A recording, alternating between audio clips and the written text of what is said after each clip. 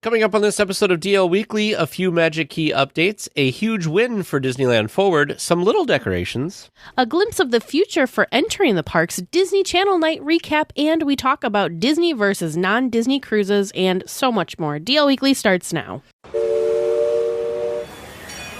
This is your captain speaking to you from the wheelhouse.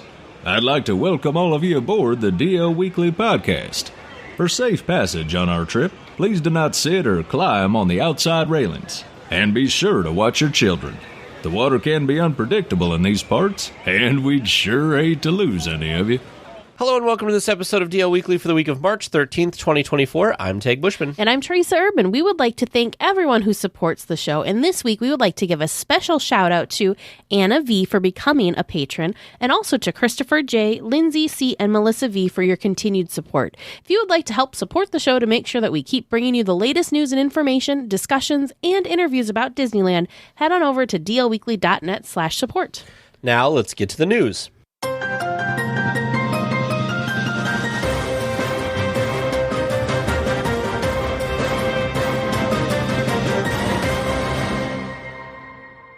Well, weekly tiers who have wanted to get a Magic Key still have that opportunity. Some of the keys are still open for sale.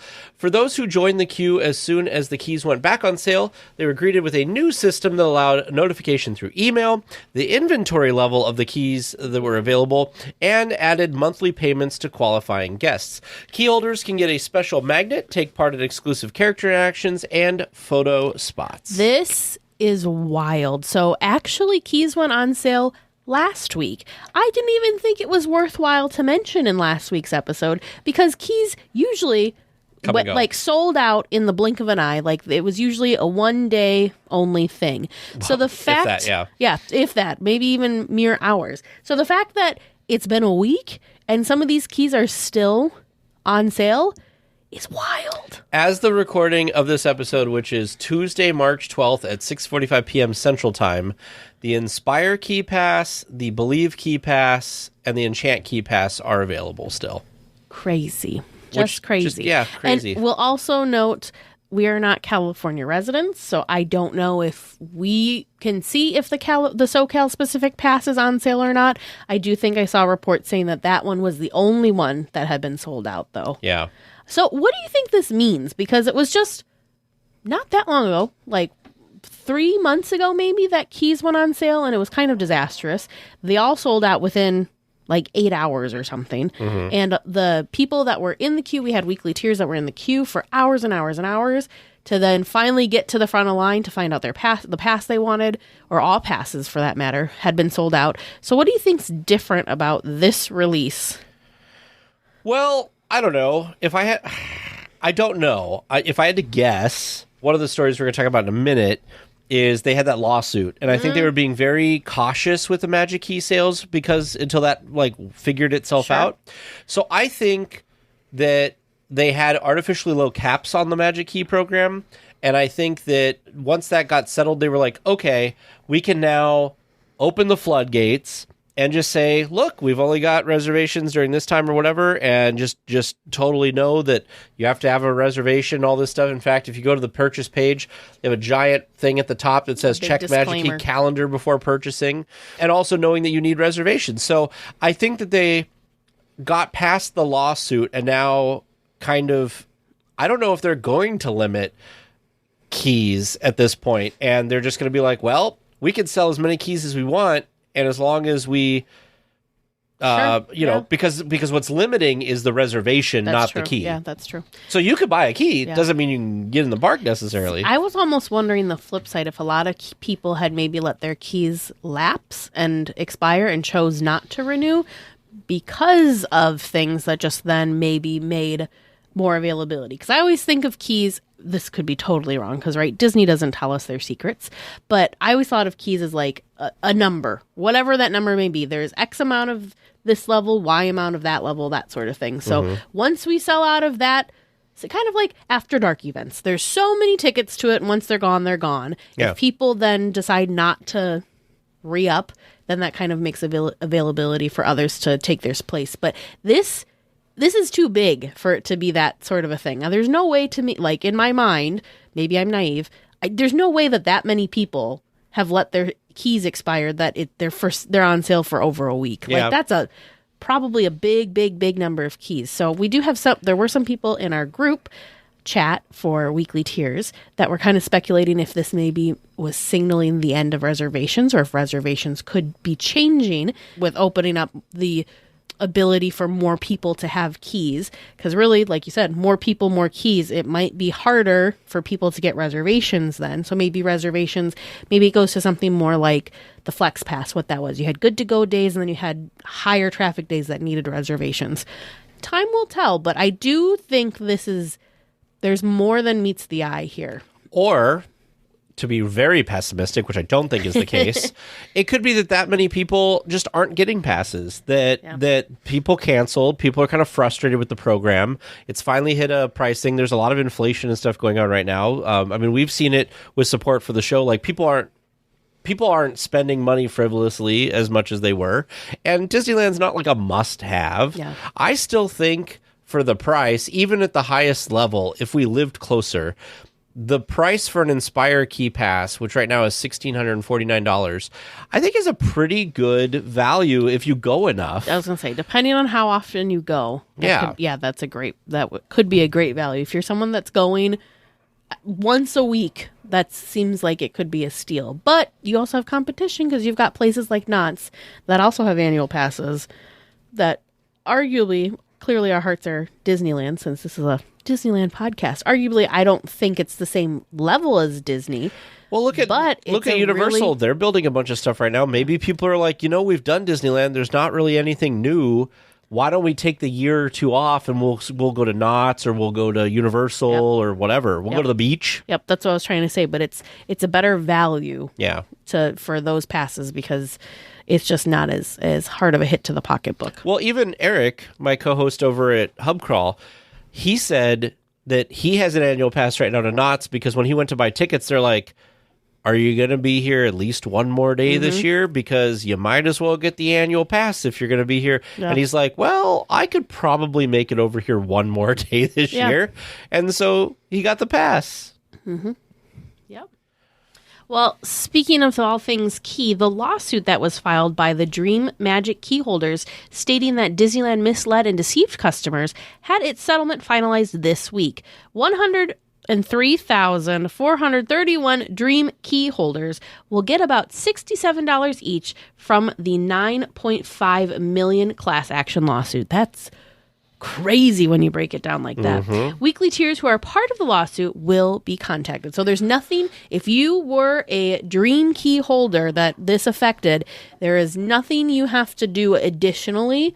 You'll be contacted. This will get taken care of. Your $67 will be on its way to you. I always joke about Disney printing money. The Dream Key was the top tier key, was it not? So at the time, what was this, $1,200, $1,300, something like that? Times that by 103,431 keys. Whew. My goodness, that's a lot of money. Pretty penny. Now, but you know what? It's also expensive. Do you want to know what's exciting about this? There's a number. Weren't we just talking about, well, how many keys do you think there are and all that? There is a number that was released with this lawsuit. So we know. Now, the question is, over 103,000. This was the top tier, so this probably had the smallest amount. But still, there's a number. What do you think the lower, what do you think the lower keys are? Like the Southern California passes? Yeah. Like, I would find it fascinating to get actual numbers from Disney on things, just to see kind of what it is. But they hold that very close to the vest. I also find it really funny that it's 431, that it's not a round number. Sure. Well, they probably had some algorithm or something that they figured out. Maybe it was a percentage. Well, some great news on the Disneyland Forward project this week. The Anaheim Planning Commission approved the proposal 5-1. The vote was after 2 hours of public comments with 54 total speakers. 40 of those people were in favor and 13 against. The Anaheim City Council is still required for final approval, which could happen in April. This is exciting. And the thing that's also really interesting to me about this is, so the place that I work, everyone knows that I'm a big Disney person, but somebody that I work with that I did not think had any idea what was going on in the Disney universe. This is making news that coworker was like, hey, I heard there's some big project that they're looking to expand at Disneyland in California. You've got to be excited about that. And I was just, it was really amazing. Like, it was just so like kind of, what? How did you hear about that kind of a thing? So again, remember, Tag and I live in the Midwest, so it's not like we live in Southern California where this is a big news story. This is making waves all the way out to us here in the Midwest. So I just thought that was wild. This is exciting, though. This project looks like it'd be a great thing for the resort. I'm really excited to see what new experiences come with this. I'm curious to see different things of how, like, they're gonna, I don't know, kind of Disney bubble the area a little bit more, differently, better, however you want to say it. Because like pedestrian bridges and like all that. I'm just curious. I'm really curious to see, because it's tough. You guys know this. If you are staying on Harbor, crossing in the morning or at night can be a little tough because that's a busy, busy road. And then you've got tons and tons of people trying to funnel in and out of Disneyland.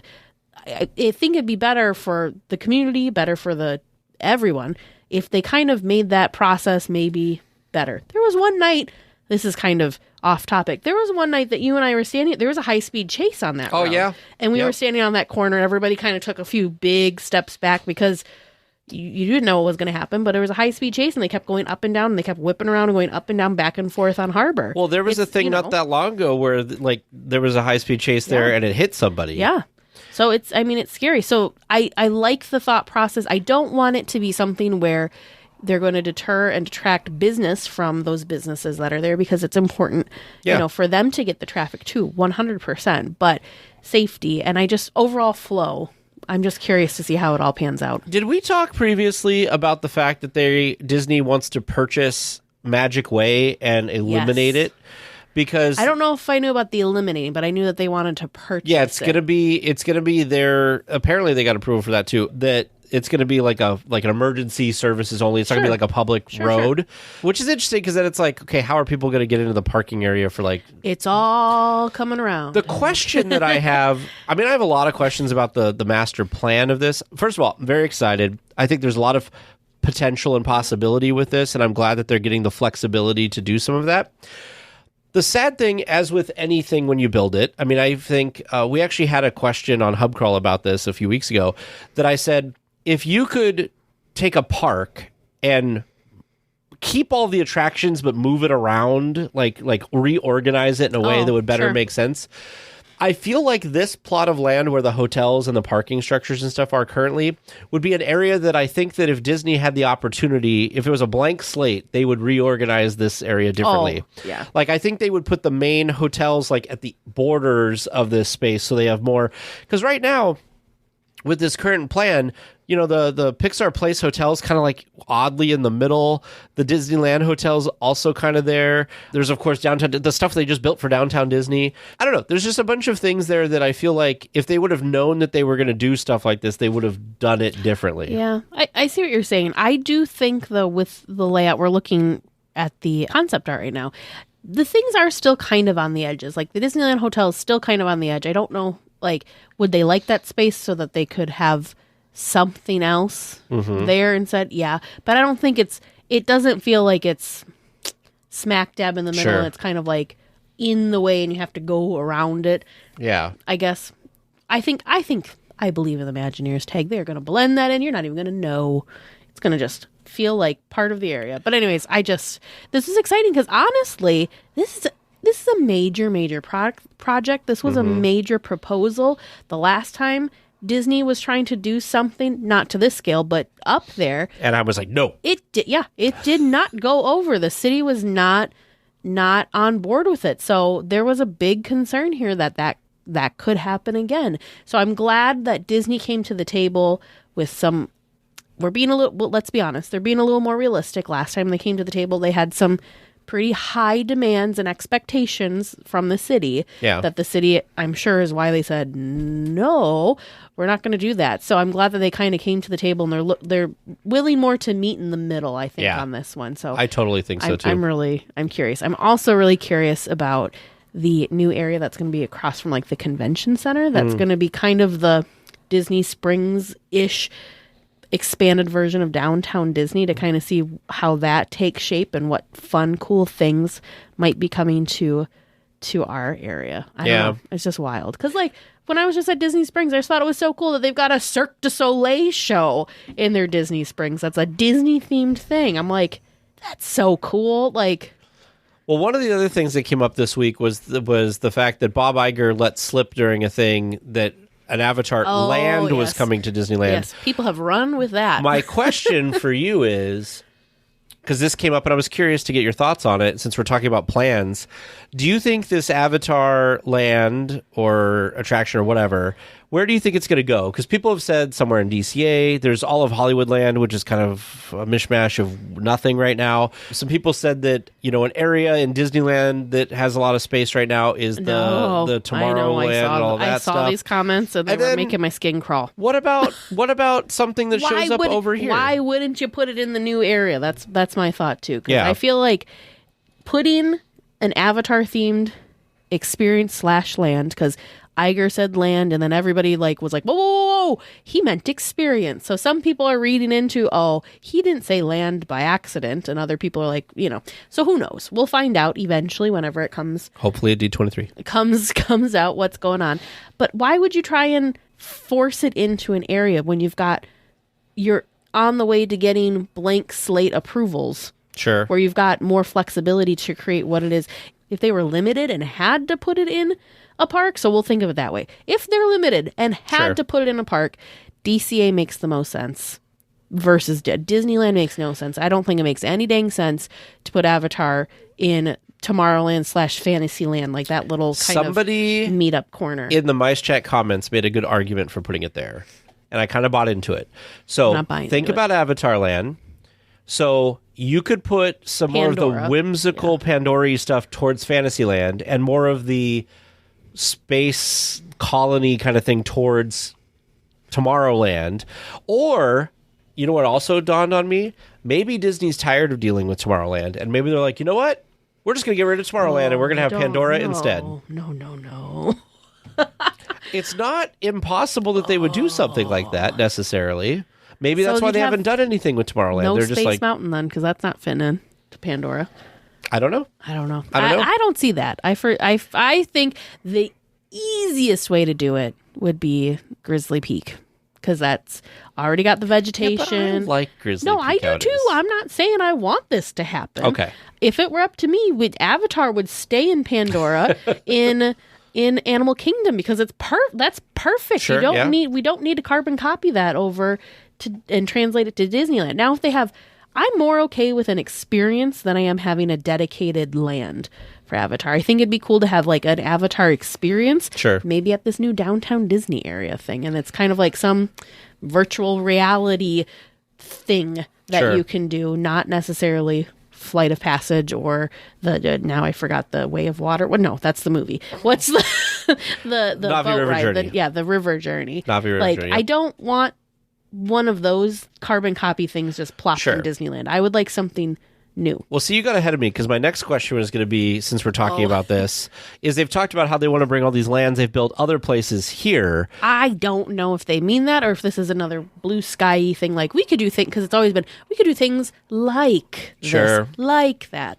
I would like to see, what is it called? Fantasy Springs, where it's like the storybooks came to life. Oh, sure. I would love that. I would absolutely love that. I wish I could have lived when the pirate ship and Skull Rock was in Fantasyland. I think that would have been so dang cool. I don't know why they got rid of that, because that was really cool. They have it in Paris. Yeah. If you ever go to Paris, they got a whole thing. Like, there's a couple top tippity. There's a lot of reasons I want to go to Paris, but some things that I'm really looking forward to. This is so off topic. Is Skull Rock. Yeah. But also the Alice in Wonderland maze. I think that is so cool. It is fun. It is fun. I think that's just such a fun, only Disney will have these things. I don't know about the Avatar thing. The last thing I'll say on it so we can move on is I feel like Disney should go back to the concept lands. Yeah. Fantasy, adventure, frontier, and not do Star Wars, Avatar, whatever. Right. Like, you could put those properties in a land to do this. And I think that's what made Disneyland so special, and it's so flexible. Adventureland, anything that kind of counts towards like jungly adventure, you can put it there. But like Star Wars Land, the only thing you can put in there is Star Wars stuff. Yep. Exactly. Or, you look at things like Harry Potter. The only thing they can put in there is in Universal is Harry Potter stuff. Yep. So what happens if at some point people aren't into Marvel anymore? Now you've got this Marvel Land. Yep. Where Fantasyland, as long as it's fantasy. I will say I do think Pixar Pier works, because Pixar Pier is kind of But that is a concept. It's an IP, but it's also a concept. Yeah. You know what I mean? It's not one property. It's a collection of properties. Yep. I think that works, even though it's probably... Which, I mean, I guess you could say that about Star Wars and Marvel, because they're a collection of different stories. But I think that's more... those are very specific. Sure. Though. Whereas Pixar feels kind of like just Disney. It's just kind of more of a... Okay. It feels like a bigger encompassing thing. Maybe that's just me, though. You make a good point, actually. Well, one of the smallest inhabitants of Disneyland has decorated their home for St. Patrick's Day. I don't know why. I thought this was so cute. The little man of Disneyland, Patrick Bagora, has a pot of gold, a rainbow streamer, and some green decorations installed at his home near Indiana Jones in Adventureland. This is such a fun, cool little detail. So for those of you that don't know where Patrick lives, if you're in Adventureland, go to the Indiana Jones attraction signpost. Kind of looks like it's hanging off a tree. If you look at the base of this faux tree sign, that is where Patrick's tiny little home is. And it's so cute because there's like a little, little window. There's a little chimney coming out the side. Of course, it's a little front door. But what a fun, I don't know if maybe they've done this and I've missed it, but I just think it's like, what a cute, fun little thing. It is very cute. It is very cute. I don't really have anything else to say about it, but it's cute. You should go check it out. It's fun. I love it. I love it. Now, speaking of fun, the newest Disneyland After Dark Night event was a rousing success. Disney Channel Nite was held last week on 2 nights, and guests seemed to have a blast with all the characters, atmosphere, food, and, of course, merchandise. Social media was full of guests enjoying everything about this after-hours party. I am not a huge Disney Channel person. Like, I didn't really grow up with the Disney Channel that much, at least not these things that were celebrated here. But my goodness, it looked fun. But you enjoyed a lot of the IPs that were represented, like High School Musical and those things. And a couple things I started to watch. Like, I started to watch, like, the zombie thing, but I never got through it quite yet. But I'll tell you, when they described this event, it sounded like almost anything else. But, man, the people at this party had a blast, and there was some awesome stuff going on. I don't know. It looked like one of the funnest After Dark events. So, do you know what this reminded me of? This reminded me of Throwback Night, because we did not give Throwback Night enough credit when it was first announced. Yep. And then when we saw what people got to do and experience, we're like, what? So this to me was like this year's Throwback Night. Sure. It was the one that people, like the masses perhaps, were not as excited about, or weren't like, it didn't sell out instantly, that sort of thing. But as soon as people saw it, I think a lot of people were like, wait a minute. I had so much fun. I watched Fresh Bake's episode show or video, that's what I'm trying to say, on it. And it was just so funny because it was kind of like for millennials. This was like the nostalgic night for millennials, because that's really the group Nostalgia's hot right now. Been growing up with these Disney Channel things. Some of them were older though, because like there was like Tailspin, DuckTales. Darkwing Duck was another one, and like I remember growing up with those. Those weren't even Disney channels. No, the funny we thing. We didn't have cable when I grew up. We just watched that on like regular TV. I loved those shows, so that was what like I was excited to see. I eventually watched things like High School Musical, I think because there was a hype, and like later down the way I'm like, what's this High School Musical about? I didn't grow up with it, kind of thing. Yeah. So anyway, this didn't speak super loudly to me because I didn't have that nostalgia. So I thought it was interesting with Fresh Baked, because they kind of went into it also like, we don't really have the same ties to these IPs. And as soon as they walked in, they saw so many people, like you said, dressed up. And David said it was crazy. Anytime Descendants, that was another one too. Anytime that they'd be in areas and like the music would turn on to some specific Disney Channel show, movie, whatever, he's like, it was wild. Everybody knew every single word. And he's like, I've never been somewhere where everybody knew every word and was like just joyously singing along. He said it was just, he was like just having so much fun because other people are having so much fun. And yeah. I saw the Descendants like dance party thing in front of the Rivers of America. Yeah, cool. That looked awesome. Like, I had seen the Descendants movies, and the music is really great, but it was kind of like, unlike some events where it seemed like there's like stages and like things are at a certain, this seemed almost impromptu. Like we're just gonna have a show and people just lined up. I was like, oh man, it was too late, obviously, but like I wanted to be there. Yeah. And I think that's what Disney needs to do with these nights. And this is the stuff they need to focus on now. Really quick, taking a small thing that's related. Star Wars night, only one night has sold out so far, by the way. So I think Disney needs to do something with that because they added nights this week, but only one night has sold out, and that's the one that's on the 2nd. All the other ones are available still. Wow.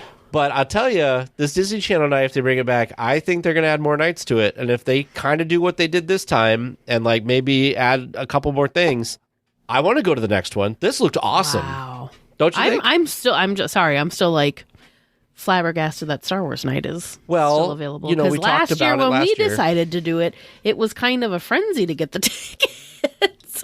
So that's why I'm like, what do you mean it's not? So that'd be like finding out Oogie Boogie Bash isn't selling out this year. I'd be like, excuse, what? What's happening? Something's going on, right? Because like the Magic Keys we talked about earlier, Star Wars night. But interesting.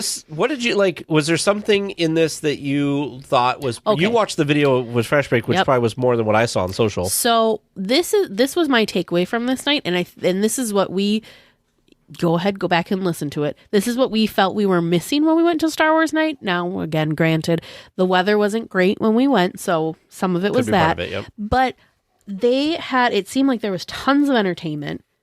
Lots, and like they were saying the production value for the entertainment was like stupidly high. Like they had a parade. This was like it was like it was a little cavalcade, but then it like stopped and there was a pep rally that had like live singers that were doing the vocals for the music and dancers and all this, and like you said, the little dance party thing. There was the Descendants dance thing. There was another dance party, of course, in Tomorrowland because they love using that Tomorrowland stage for dance parties. Nuts at that one too. Yeah, and they tons and tons of characters. So it seemed to me like there was a lot of entertainment. So if characters weren't your thing, you didn't feel like that was what you had to focus on because it wasn't the only thing being offered were the character meet and greets. They also had a good blend of stand and wait in line character meet and greets versus kind of drive-by character meet and greets. They had Scrooge McDuck, Huey, Dewey, and Louie were in Toontown, but they were around the fountain and they were just kind of moving in a circle around the fountain, and then you didn't actually get to go like stand next to them. It was kind of back during when we were being socially distant with character meet and greets where it was kind of more like selfies. You couldn't go hug them, but then they were able to kind of work the crowd. So people were able Kim Possible and her like friend were like that too. Kim Possible and Ron were they were kind of wandering around Adventureland, it looked like. But it looked like a really pleasant experience. The only crazy line that I saw from that video, which mind you is just one person's viewpoint of the night, was at the entrance they had like these big glow sticks that look like wands. And if you watch the Disney Channel, their kind of, I don't know, intro back into the show was you'd have some sort of celebrities that would draw with their magic wand the ears, like the silhouette of the Mickey ears. So they had a big light up thing, and it was cool because it would light up so you could make it look like you were drawing it. I thought that was so cool. So that, of course, was a very, very, very, very popular photo spot. They probably should have had 2 of those. What I thought, though, when I saw that was usually these things are like cardboard cutouts. Yeah. This was like lit up, and I was like, that is brilliant. It was really cool. So that was the only one that I saw that it looked like had a insane weight. If they do this again, they'll have a second or third one. Yeah, I think so too. But other than that, it didn't look like weights were too crazy if you wanted to do other photo ops or character meet and greets. I'm going to say this, compared to what we experienced for Star Wars night. So do you think Star Wars night they should try to get more characters just roaming about and less like stand in line photo op kind of thing? Or if you're going to have stand in line photo op things, I think you need more. Sure. Because then there's not going to be a bazillion people at just a few. You know what I mean? I'm trying to think of the type of shows like Star Wars night. Maybe should bring back like the Jedi Training Academy. Allow allow adults to take Yeah. of I tracking that. think this year they've got something like that. There's some sort of lightsaber training that's backed by Small World, but not again. This not when we Disney were Channel there. Night, From people, so it just looked like so much fun. So Bethany from Concierge went and documented her visit and her thoughts. She said, we'll say this. Oogie Boogie Bash is in a class of its own, which is fair because it is its own cool, amazing, special Beast. thing. So she's, aside from Oogie Boogie Bash, this was her number one after dark event that she's attended. Wow. So, I mean, that's saying something. She's also a local too, so it's not like she's like us and we've only done one. Yeah. But yeah, so that was pretty cool. Huh. Well, I think if they have another one of these, people should go, apparently. It was good. Oh, no, this is my takeaway. The one that sounds the least exciting is probably the coolest. Because we now 2 years in a row. Actually, no, 3 times we've done this. Sweethearts Night, we're kind of like, I don't know, maybe. But it looks super cool. And then same thing with Throwback Night and now Disney Channel Night, where it was kind of like, I guess. The only one that was kind of a dud was the grad night, like alumni thing. We all were kind of not excited and it ended up not being that exciting. Like that was the only like dud. But I did hear people that had done like grad night when they were graduating high school had the nostalgia and thought it was really cool. So there's that too. Well, Walt Disney Imagineering is getting new leadership. Barbara Buza, the current president of Walt Disney Imagineering, announced her departure this week. Taking her place at the helm will be Bruce Vaughn, who returned to Imagineering recently and was responsible for the new Fantasyland and Magic Kingdom, Pandora, Cars Land, and Buena Vista Street, just to name a few. So I saw a related article from when Bruce Vaughn came back. Yeah. Talking about how this was a good thing for Imagineering because he had done so many of these great things previously. And some people said if you read between the lines of Barbara Buza's like Instagram post where she announced that she was leaving, it seems like Bob Iger has done what he wanted, which is he wants creatives back in control of things. And she was brought in as an engineer to try to do things that way. And they're getting more back to creative. So she saw, okay, like this is not really my specialty. I'm going to move over and let Bruce Vaughn kind of take over. And so with the fact that they've got this $60 billion in the next 10 years they want to spend, it seems like we're really positioned for some good stuff. Yeah. Yeah. I'm just really excited. I do think this was intentional. I think it was very intentional to bring Bruce back when he came back. And I think it, her exiting at this point also is what's, I'm sure there was a much bigger picture and we're just seeing what they want us to, they were just seeing it play out how they would like for it to look. But I think it's a good thing, I think, in general. I don't no ill will to Barbara at all. I think everything that happened when she was at the helm, it was also a very difficult time because she was in charge of Imagineering when it was announced that Imagineering would be moving to Florida, and then, oh no, wait, we're not moving to Florida. So I don't envy her at all. I think she had a very probably turbulent time. But when she was DisneylandForward also came out during that time. So but Disneyland, she had highs and lows for sure. So we wish her the best. We're excited to see what Imagineering does in the future, especially since we've got all these really exciting, fun projects ahead of us, especially with DisneylandForward. But yeah, I'm excited that Bruce Vaughn is kind of back and in charge because, again, we just listed amazing, creative, beautiful things that he helped that have, Cars Land, like that's an IP, like we were just saying how we didn't like IP things. There's a couple of IPs you can get away with doing these things. Cars Land was kind of one of them. Well, and what's funny about Cars Land for me is like, I'm not really a big Cars movie fan. Like, it's not something that like I want to watch a bunch of times, but the land is amazing. Yeah. Kind of like Pandora. Like, I liked Avatar. It's not like my favorite movie ever, but it was a good movie. So my initial thought of a whole land, it was like, are you okay? Really? Yeah. Especially so late after the movie had come out. But it's a great space to be in. Very immersive, yes. Well, fans of Tortilla Joe's in Downtown Disney have been given more time to say goodbye to this longtime venue. April 7th is now the new closing date for the location, which was originally set to close at the end of March. Well, and I think it was extended even before then, because I thought it was maybe mid-March that they were closing. Then it got extended to the end. Now we're extended.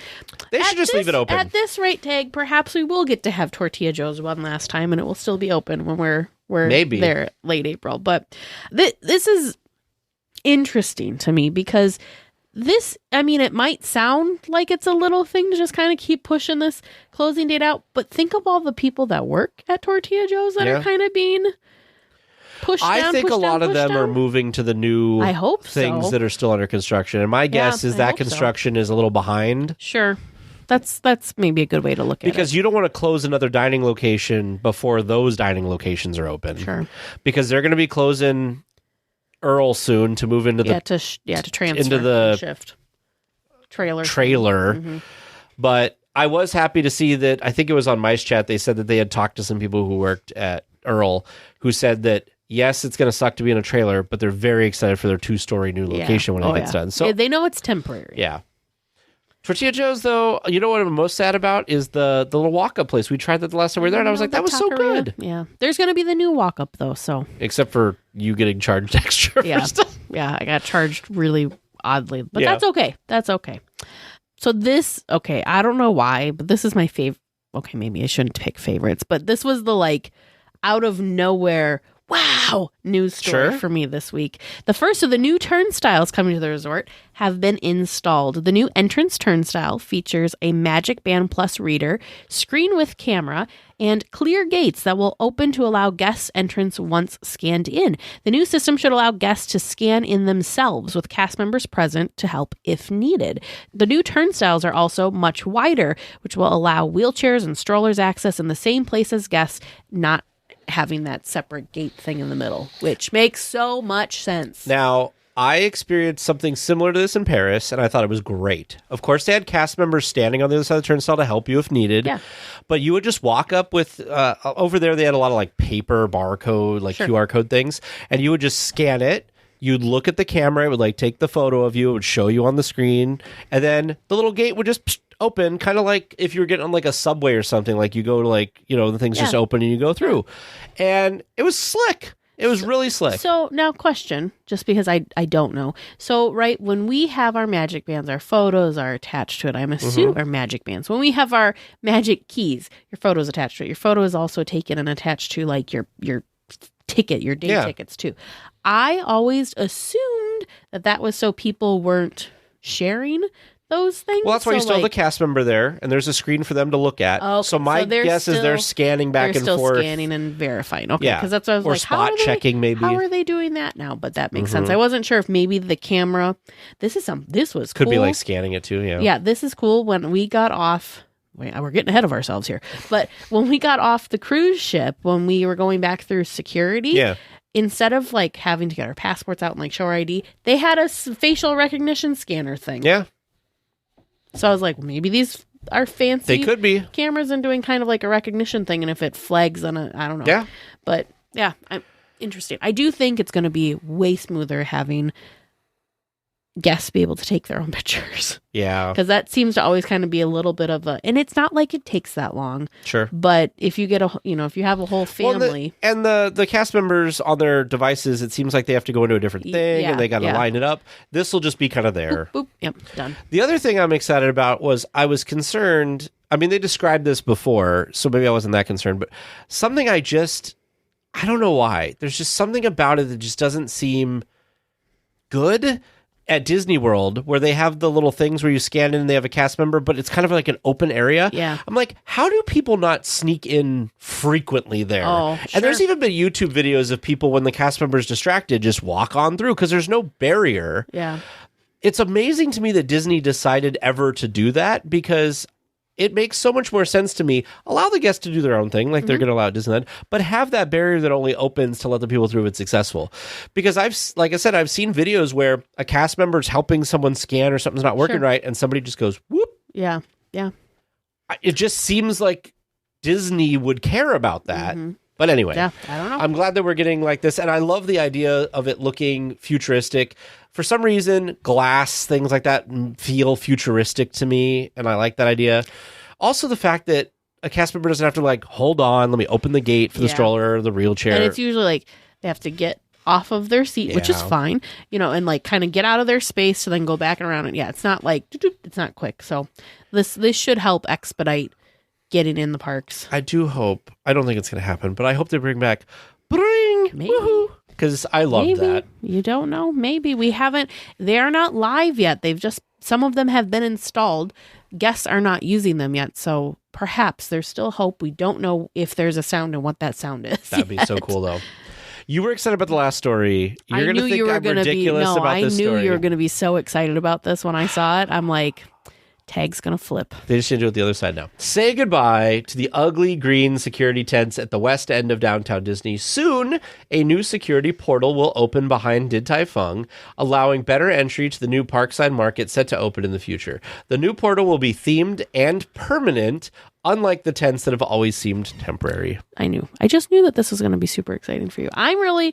This seemed to kind of come out of nowhere because everything we had been seen, news, everyone's obviously speculating. Nobody knows for sure, but everyone was thinking that was another like shade structure that they were like, everyone saw the structure they were building, but just assumed, oh, it's going to be additional outdoor seating or a shade structure. Nobody thought it was going to be a security thing, but it makes sense because now you're funneling people through the brand new Parkside Market area. If you're coming in on that side, you can easily grab a snack or coffee or beverage or, whatever. You can easily grab through as you're going. I'm the most excited to see what kind of security are we going to have? Are we going to have those scanner things? So. Are we going to still have it where the poor cast members have to kind of dig through all of your stuff? I feel like we're going to get the scanners that Walt Disney World has that all you just simply walk through. And if they need anything, they'll pull you off to the side. And it's just a much smoother experience. I think you need less security cast members to run that. I think it's way more convenient for people. You want people to come to downtown Disney to dine, to shop, to do all of this, even if you're not going to the theme parks. Yep. And to be honest with you, it's kind of a pain right now. And so if you could have something like that, I think it'd be awesome. I'm with you. I was going to say that. You beat me to it. We're good to go. I'm excited. Well, it's that time again. We are hosting our public live stream this Sunday. Please join us on our YouTube channel at 5:30 p.m. Disneyland time. Do we have an idea what we're going to talk about?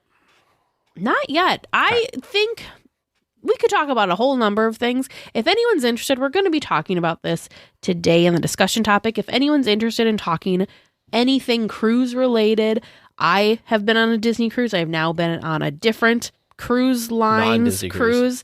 Tag has been on multiple, all non-Disney cruises, but has his first Disney cruise booked.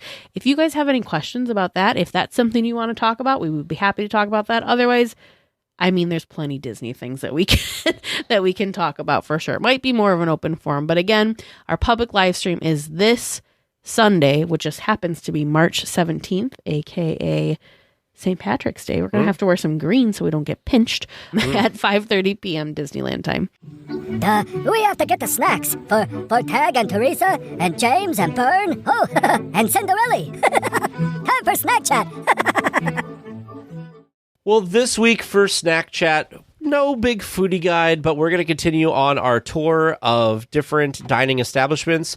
We previously talked about the Carnation Cafe, so we're just going to continue up Main Street a little ways, and we're going to talk about... Did we ever talk about the refreshment corner? We did. We did. Okay, I thought so.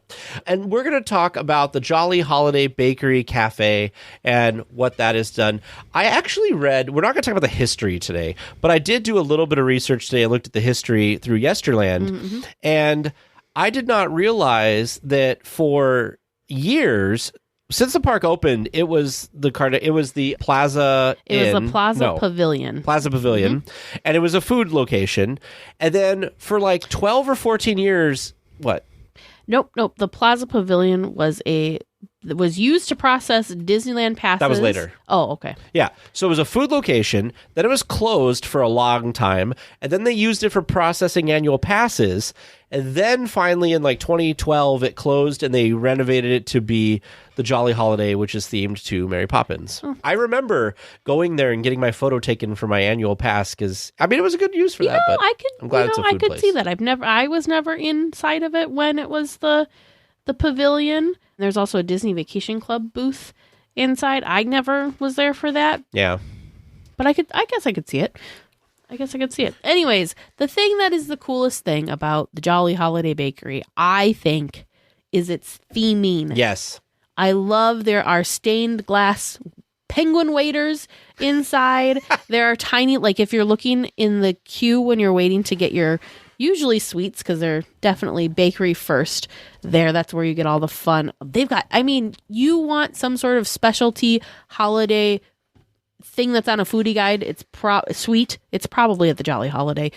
But they've got also, there's all sorts of like, there's little like, I don't even know. There's so many little nods. It's not over the top, like in your face Mary Poppins. Sure. But it's definitely Mary Poppins. Last time I was in there was a little, it looked like a ceramic small carousel. But if you took a good look at it, the horses on the carousel were Bert and Mary's horses. Like the details are just...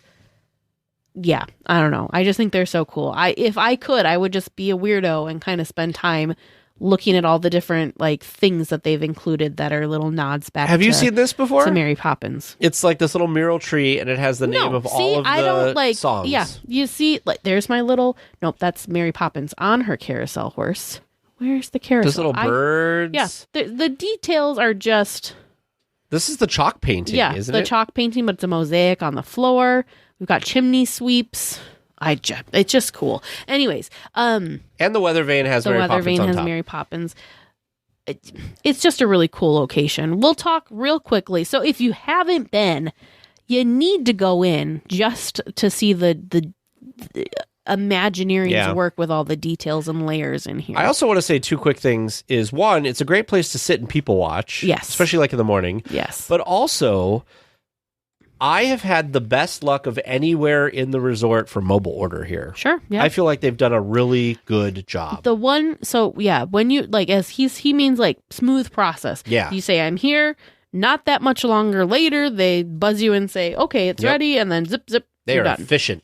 Yeah. Where sometimes you say, I'm here. And then they're still getting everything together. So nope, I agree. It's very smooth for mobile order. One thing though, since we're on the topic of mobile order, is they do have a lot of specialty desserts and things that are like the coveted Mickey gingerbread cookies you can get at the Jolly Holiday. So mobile order is not always the best way to go because it might show something as sold out on mobile order, but if you were to wait in the queue, we'll say standby, I guess. If you were to wait in line, you still may be able to get those things. So mobile order here is kind of a double-edged sword. Sure. It's great. It's quick and efficient. Sometimes you can get those more hard to find items or those very popular items that sell out quick. But other times you look at the mobile order thing, you're like, oh, they don't have anything that I wanted anymore. So it's tough. Peek in, because you can see the display case a lot. The other thing too is if it's something that you're interested in, just put your mobile order in early in the day. Even if it's something that you don't want to pick up until the afternoon or evening,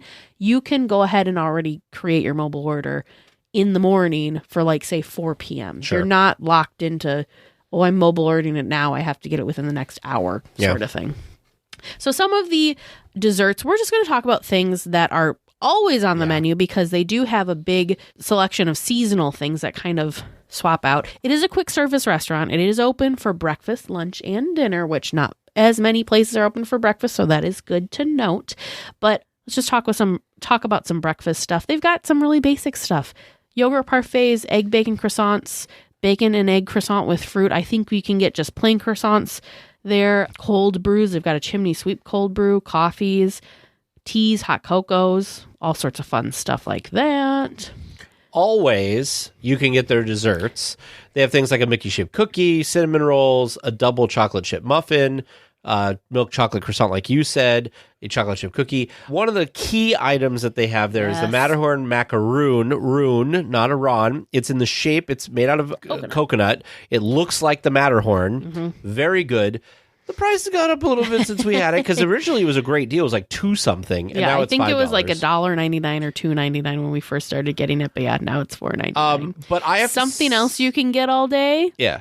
The Jolly Holiday Combo. I was just going to say that's my favorite thing. I have had that for breakfast on more than one occasion. What is the Jolly Holiday Combo?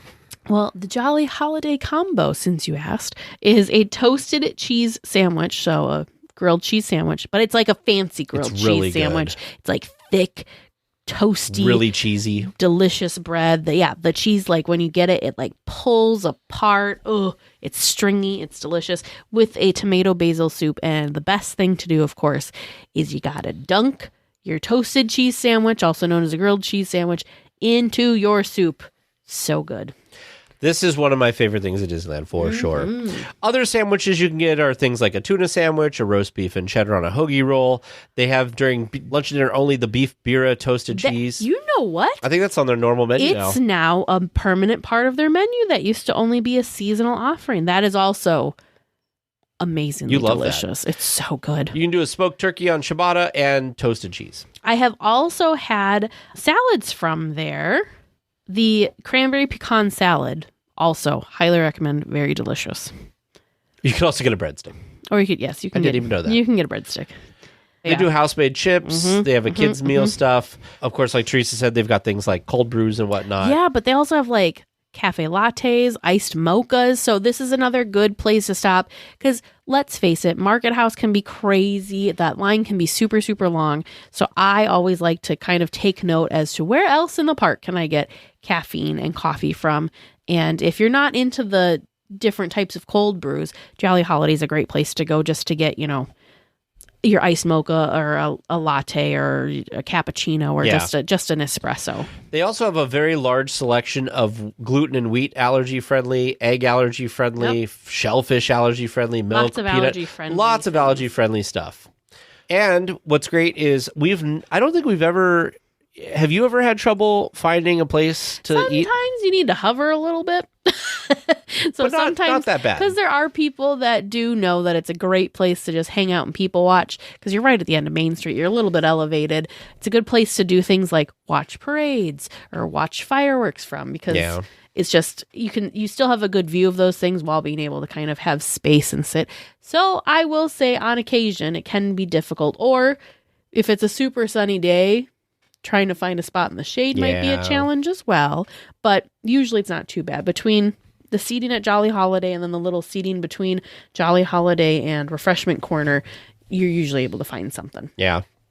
Go check it out, I think our verdict. It is a great, it is definitely up there on our list of places to get food in the park. I mean, maybe as we continue traveling around the park with SnackChat, we might, maybe there's like one or two places that will be like, yeah, you can skip that. But I mean, quite honestly, try it all out if you haven't. When we're there next, you know what we need to try? I mean, maybe you actually ate there, but I feel like I haven't been there in years, so I feel like I need to do it. Is in New Orleans Square, we need to eat it.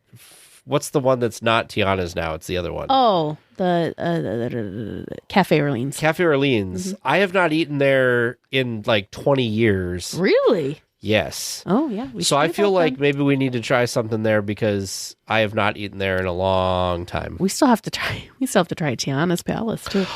Since we're still in SnackChat, I do want to mention one quick thing about that was I never would have thought about this. David from Fresh Baked in his construction update this week was talking about how Harbor Galley doesn't have clam chowder right now. And he explained that they make the clam chowder in the same kitchen as like Tiana's food comes from. Sure. What the problem is right now is they make it over there and they would cart it over. Yeah, they can't. But they can't go down the stairs right now. Yeah. So that's why they don't have clam chowder right now. And I was like, I never would have thought that was the reason. I would have thought it was because they're too busy making cookies. Which we also have to try when we're there. Too funny. All right. Well, in episode 222, we spoke with our friends Debbie and Steve at Designer Park Company about their rope drop bag. And since then, there's a whole collection of bags and different accessories to kind of brighten and help your park visit. Well, if you've been wanting to get one of these park goer bags for yourself, you can use our promo code DLWeekly to get 10% off your purchase at designerparkco.com. I do have to say, I just took one of the newest bags, the Park View, to Epcot with me actually I didn't take it with when I went to Disney Springs. We were only there for a couple hours, but I did spend the day with it in Epcot and I am a fan. So it is a backpack, but it's also a crossbody. It converts between the two, which I wasn't sure how much I would be using it as a crossbody because I just liked the thought of it being a more slender version of the backpack. Still has the great pocket that you can put your pins on, still has the area that you can hook your ears to. The main compartment of it's just a little more slender. Do they do the hydration kit through there? The hydration kit is still part of it too. So it's still got all the bells and whistles, except just a little bit thinner, so you can't get quite as much, but that's perfect for me. But yeah, the big thing is you can convert it to a crossbody from a backpack. Again, wasn't sure how often I would be doing that. It was great. I did it more often than I thought I was going to be. Either if it was maybe like a tighter situation where I felt like my backpack was intruding into other space, it was nice to be able to have the option to kind of flip it and like have the bag in front of me, not taking up space, whatever. Or if like I needed to get at something while we were walking, or if maybe my shoulders were just sore from having a backpack on and I just wanted to shift, how things were going. It was great. The other thing too is it was a hotter day. So if my back was getting too hot from like the backpack resting up against it and my back needed to breathe, that was another great reason to flip it over to have it as a crossbody. So anyways, can't recommend it enough. Steve and Debbie are great, wonderful people. Go check them out, designerpartco.com. And make sure that you use promo code DLWeekly to get 10% off, I think it was. Yes, 10% off. Your attention, please. DL Weekly Trivia is now leaving for a Grand Circle tour of the Magic Kingdom, with stops at New Orleans Square, Mickey's Toontown, and Tomorrowland. All weekly tiers for... Well, hello, welcome to Trivia Land. How's it going? We did pretty okay last week, so last week hopefully... was a whirlwind trivia week, so we'll see how this goes. Let's be honest. Last week, you all amazed with that last question from Zeke. I mean, that's a pretty big thing coming from you since we forgot Space Mountain. Yes. I am blocking that part out of my memory.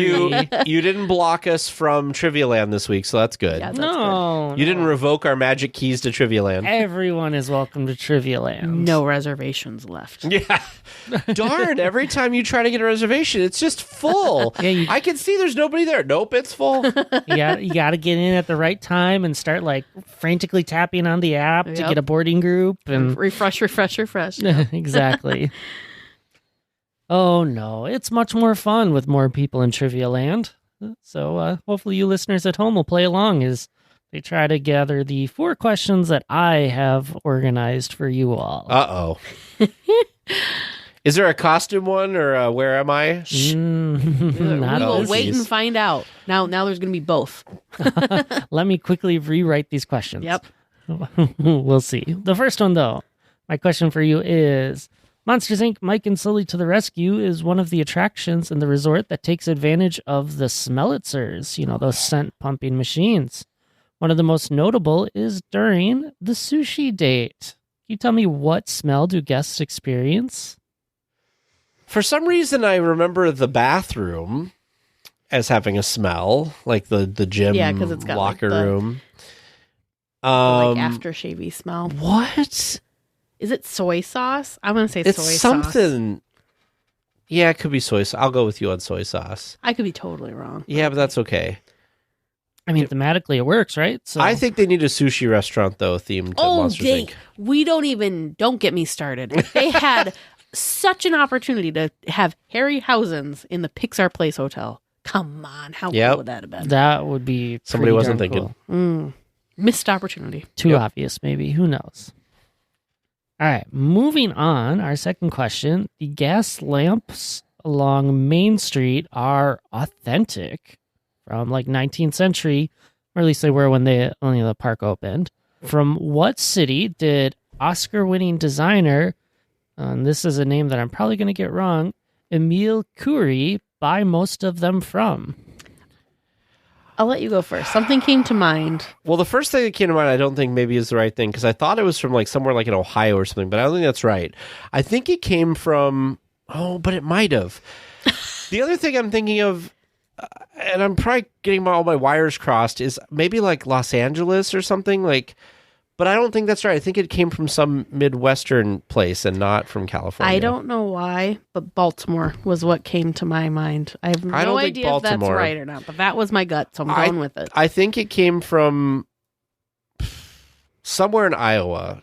Iowa? Yeah. Yeah, sure. All right. I don't feel good about this. Small town somewhere in Iowa. Yep. Question number 3. I'm going to make you work a little bit for this one. We're not alphabetizing everything like last week, are we? I've got the song Good Morning Baltimore stuck in my head now. Oh, good job. When e-tickets first came out, there were 11 attractions that were given that designation. Oh. You know what I'm going to say. Yeah, so Name the Name 11. them. the submarine voyage was one because it had an e-ticket. Matterhorn bobsleds was an e-ticket because it was 1959. So you're saying in 1959 there was 11? Yep. That doesn't make any sense. There wasn't that many attractions in 1959. Wow. They had higher status I guess. than... Okay, what else was around in 1959? Oh my gosh. Fantasyland attractions? I I don't think any of those had e-tickets, though, were they? 59? Yeah. No. Was the monorail a D or an e-ticket? We're going to say e-ticket because we need 11 of them. Sure. Kay. You're welcome. The for Haunted that. Mansion wasn't there Nope. yet. Pirates wasn't Pirates there wasn't yet. there. Jungle Cruise? Was that an e-ticket? This is Put me down for Jungle this Cruise. is boggling my brain right now. Jungle Cruise. The train? What was the train? The train has always been like a Like an C or A, a B, D okay. ticket. What were A tickets? Like, I don't even know what A tickets were like were. Main Street vehicles and stuff. Okay. Do you think like Alice and Peter Pan would have been E's? The Pan might have been an E. I'm going to say Alice and Peter Pan. It's a Small World wasn't there. I don't Was it the Pack Mules? Was that like an e-ticket? Rainbow Ridge. Rainbow Ridge? Yeah, Rainbow Ridge maybe. Is that what it's? No, Mine Train through Nature's Wonderland. Yeah. Mine Train. Pack Mules. Sure. what why was in Tomorrowland in 1959? not? Those were like walk. Was the Skyway? The Skyway wasn't. Skyway buckets. I'm gonna say. You think buckets. Skyway? Yeah. People Mover. People Mover wasn't until the 60s. Okay then. 1, 2, 3, 4, 5, 6, 7, 8, 9. Hey, we only need 2 more. 9. Snow White Scary Adventures. I don't know. What else was over in the west side of the park? All the stuff we know. Autopia. Autopia was not an e-ticket. It was like what was the Adventure Through Inner Space? I don't think that was there in 1959. I don't know. I'm putting it down. I don't think that was 59. Oh, what was this? There was a Circle Vision-y thing that was over there. Mission to Mars, maybe? I think that was an opening day thing. Because they replaced... I don't know. They replaced the Viewliner with the monorail, so the monorail would have been a thing. Of course, there was the Matterhorn and the subs. We had the subs, right? Yeah. Yep, we got the subs. I think it was a lot of walkthrough. You've got like the house of the Monsanto house. I think that was in the 60s, too. There just wasn't a lot there that was that exciting in the first It was 5 like, years. Wasn't there there was like James, are we there was a anywhere lot of- close? There was like a walkthrough. You're not doing too bad, actually. Okay. You're not doing too bad. Are we keeping Adventure Through Inner Space for number 11? Well, let's just keep it. I don't know. I don't know when it showed up, but I don't think it was that early. But I could be wrong. There was Tom Sawyer Island, maybe, but that's not an That's not an e-ticket. e-ticket. I don't think that'd be an e-ticket either. Mark Twain was an e-ticket. I'm just gonna go with this. I think with Snow White and Adventure Through Inner Space, we're at 11. All right. All right. That's that list. Now I've got one more question for you. Okay. It's kind of 4 questions. I've got one more question. Well, it's really 4. Hey, they'll be quick because Okay. this week is Pie Day. On Thursday, the week of this recording, Yeah. March 14th. So 3.14, yep. I want to know how much you know or remember about pie at the park. Not much. So I'm going to tell you 4 pies that have been or are at the park, Oh gosh. and I Have want you to been. tell me where someone could buy them. Okay. The and- Jolly Holiday. First, Let's just start. the lemon chiffon pie that came out for the Disney 100 I celebration. think I was right. The Jolly Holiday Bakery. Is that Jolly Holiday? Okay. And I think you get it at Hungry Bear too. Okay. Next. Number 2, the key lime pie that came out to celebrate a certain TV show. I'm gonna also say Jolly Holiday. A certain TV show. What was the TV show, I wonder? I don't care. I don't think it's going to be Jolly Holiday. I think it's going to be somewhere else. I'm going to say Plaza Inn for that, because that's the other place that has, like, fun desserts sometimes. And it's been around longer. Plaza Inn, lovely. Okay. All right, number 3. Back in the summer of 2022, there was a series of hand pies released. First one I want to see if you remember is the raspberry hand pie. Now, I'm going to say this one was over at Trolley Treats. Nope, blueberries at Trolley Treats. Oh, because did they have them in different places? They had them in different places. So was this at the Candy Palace on so let me Main think. Street?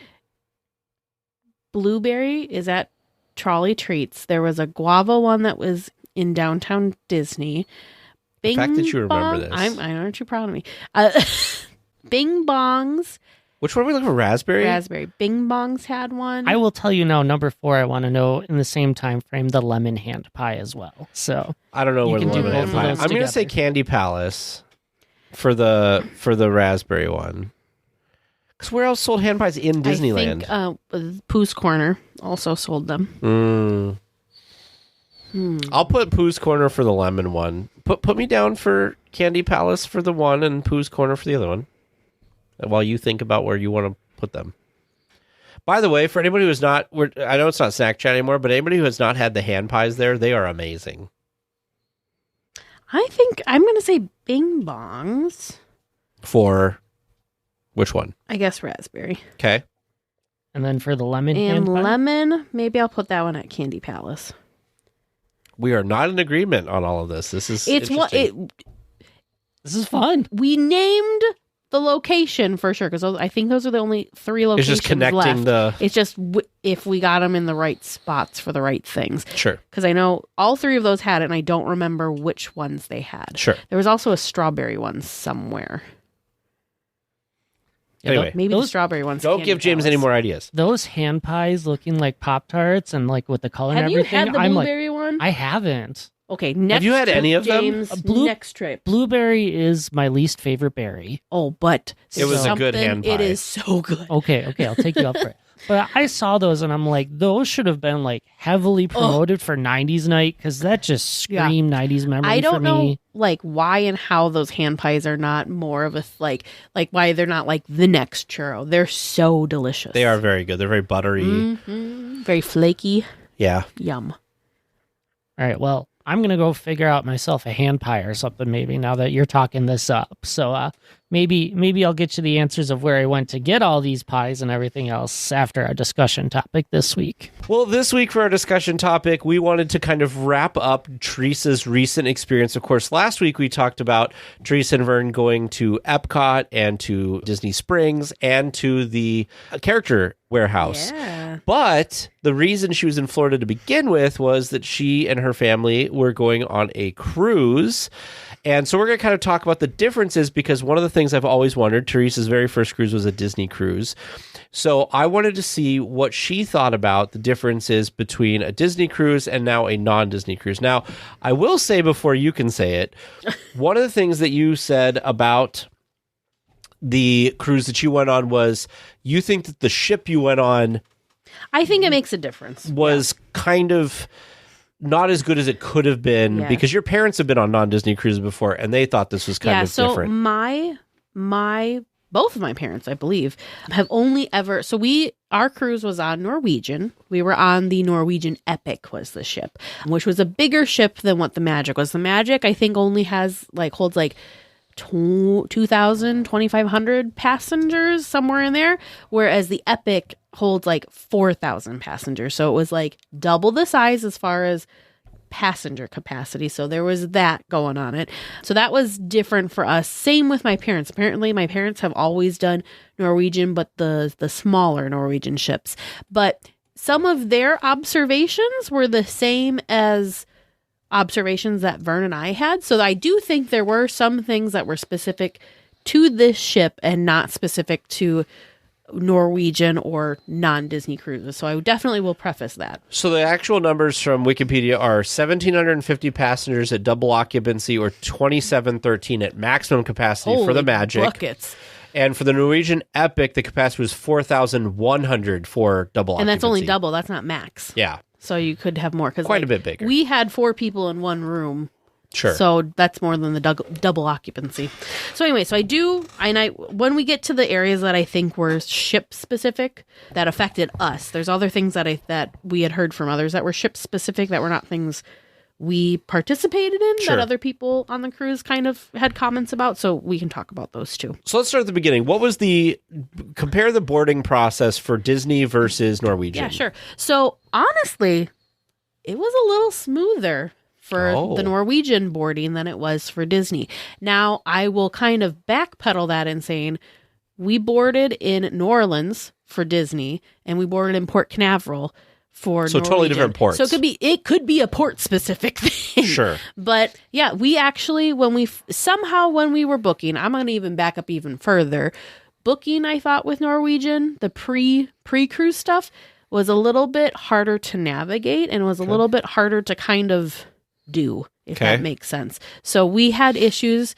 My mom booked the cruise. She was trying to get everyone checked in, but for some reason she couldn't check Vern and I in, so we had to check ourselves in. Well, because we had to check ourselves in and it ended up being later, it assigned us a different boarding time than what my parents had gotten. So she called. That's interesting. Yep. So even though we were in the same cabin. So she called. They said, oh, no, you're good to all get it to, go on together. And when we got to the cruise port, we wanted to make sure we were there with plenty of time. We were also trying to beat like Uber surging and not showing up when everybody else was showing up, sort of thing. So we got there early and they were very accommodating. They did not care. Whereas Disney was like, that's awesome. You can hang out and wait over here until your designated time, which again, it was a much smaller terminal in New Orleans than it was in Port Canaveral. So that could have something to do with it. Cause we kind of got the feeling like, well, it's pretty slow right now. So it's not really like, it's not affecting them. If anything, they're probably thinking, hey, let's get you through now so we don't have to deal with you with the crowd of people behind you later. Yeah. Nice waiting area for Port Canaveral. Yeah. I don't know. Disney this was another thing too that I thought was interesting when we got on the ship for Disney. One of the things of getting on the ship was they paused and had everybody stand and get their photos taken in front of the backdrops. That was optional for this. You could do it if you wanted. You didn't have to if you didn't want to.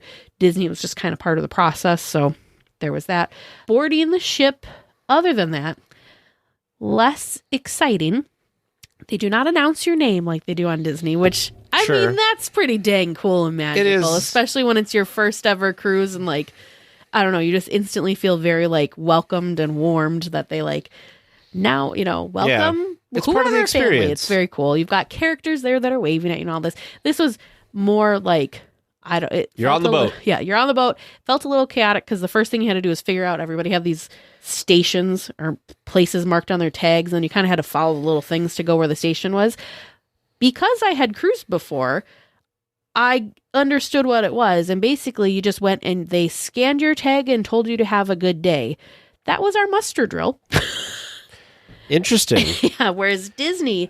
You actually, they call a drill, you went out onto the deck, you had to stand in line as though we felt like we understood what we needed to do in case of emergency. Whereas Norwegian, it kind of felt more like you're checking a box. Pros and cons to that, because didn't affect our cruise day at all, because it was just quick, zip, zip, go. Whereas Disney, it definitely took a chunk of time out of our day. So pros and cons. The cruise we went on for Royal Caribbean... They had, and I think they brought this out in COVID times, but they kept it. Sure. Which is you would complete the muster on a device. So you'd watch a video, they'd talk about all the different things. They would tell you at some point you need to go to the muster area you're supposed to go to. And there were people there, and you'd show them on your phone that, like, I've completed the video or whatever. They would scan your thing or whatever and check you done. You could watch the video was in your room on your TV. For Norwegian? I did not watch it. I knew where the little lifeboat things were, and I knew where I had to go, so I understood You would have survived. I would have survived, but it was not as thorough as what we experienced on Disney.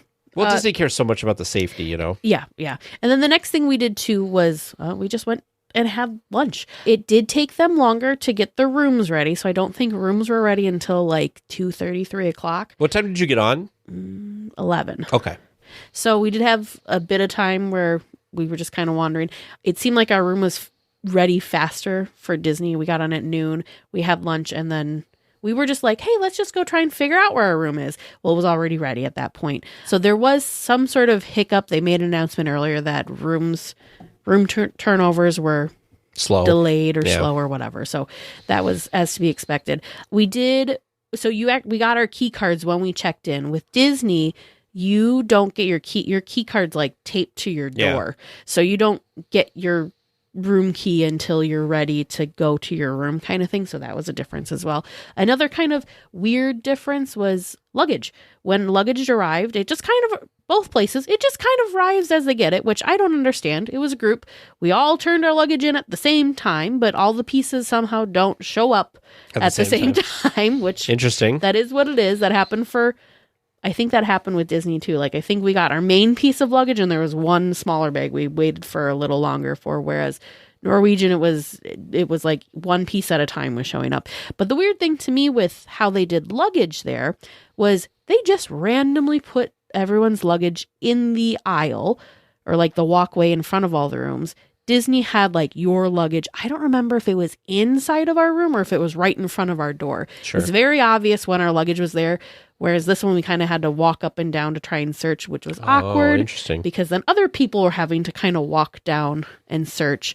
I'm sure they did and it those by... hallways are not very wide. I'm sure they did it by section. Like all the rooms in this section is somewhere here, but it wasn't obvious, if that makes sense. That might be a ship-specific thing because I feel like on ships that I've been on before, they put it outside your door. Like... So that's interesting. Okay. Well, and maybe it had something to do with the fact that getting the rooms ready was slower too. Maybe it was just a little more rushed. I'm not entirely sure. But okay. One thing I want to talk about, which I don't even think I told you about. Well, we haven't talked about your cruise too much because I wanted to save all of this for this. Yeah, we purposely haven't talked about this. This isn't really cruise specific. This is just a really cool thing that happened while we were sitting in port waiting to go. So while we were sitting waiting in port, there was a rocket launch and we were 6 miles away. Oh, you mentioned this. But I didn't tell you about it. Yeah, okay. We were 6 miles away from the Kennedy Space Center. So we got to see, I've never seen a rocket launch before. I thought of our listener and friend, Ace, who works for JPL and like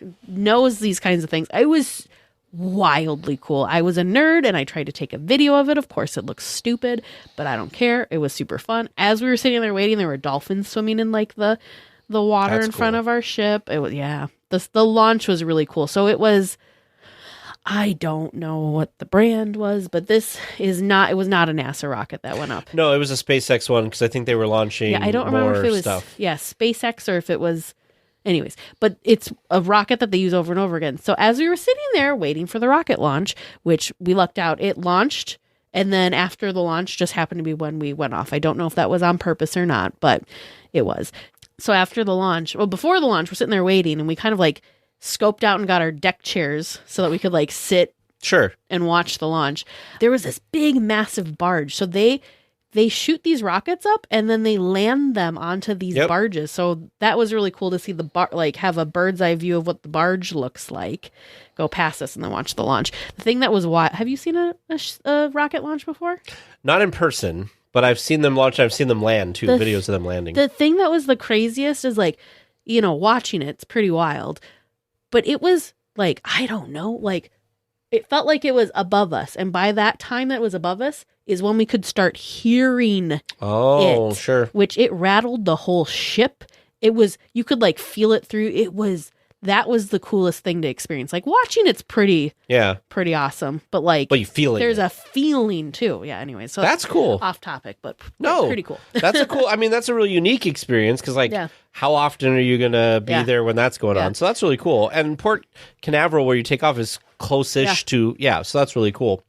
Okay, so we're going to try to break this into like parts. So we're not going to do like a chronological thing. So we did boarding. So let's talk about your room. What was the room's comparison? Yeah. So we stayed in, I want to say they call it like a family suite. And it was the four of us all stayed in one room. It had a balcony. It was interesting. And I think, again, this was a ship-specific thing because my parents also kind of commented. Okay. It was advertised that it was like 300 square feet, which is smaller than what the Disney room, the just standard Disney room was that Vern and I had stayed in.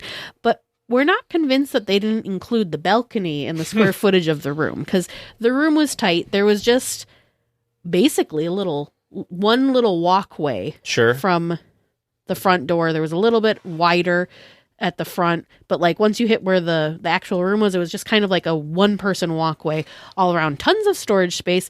The interesting thing was the walls were not square. They were kind of like that. That's exactly what our room was.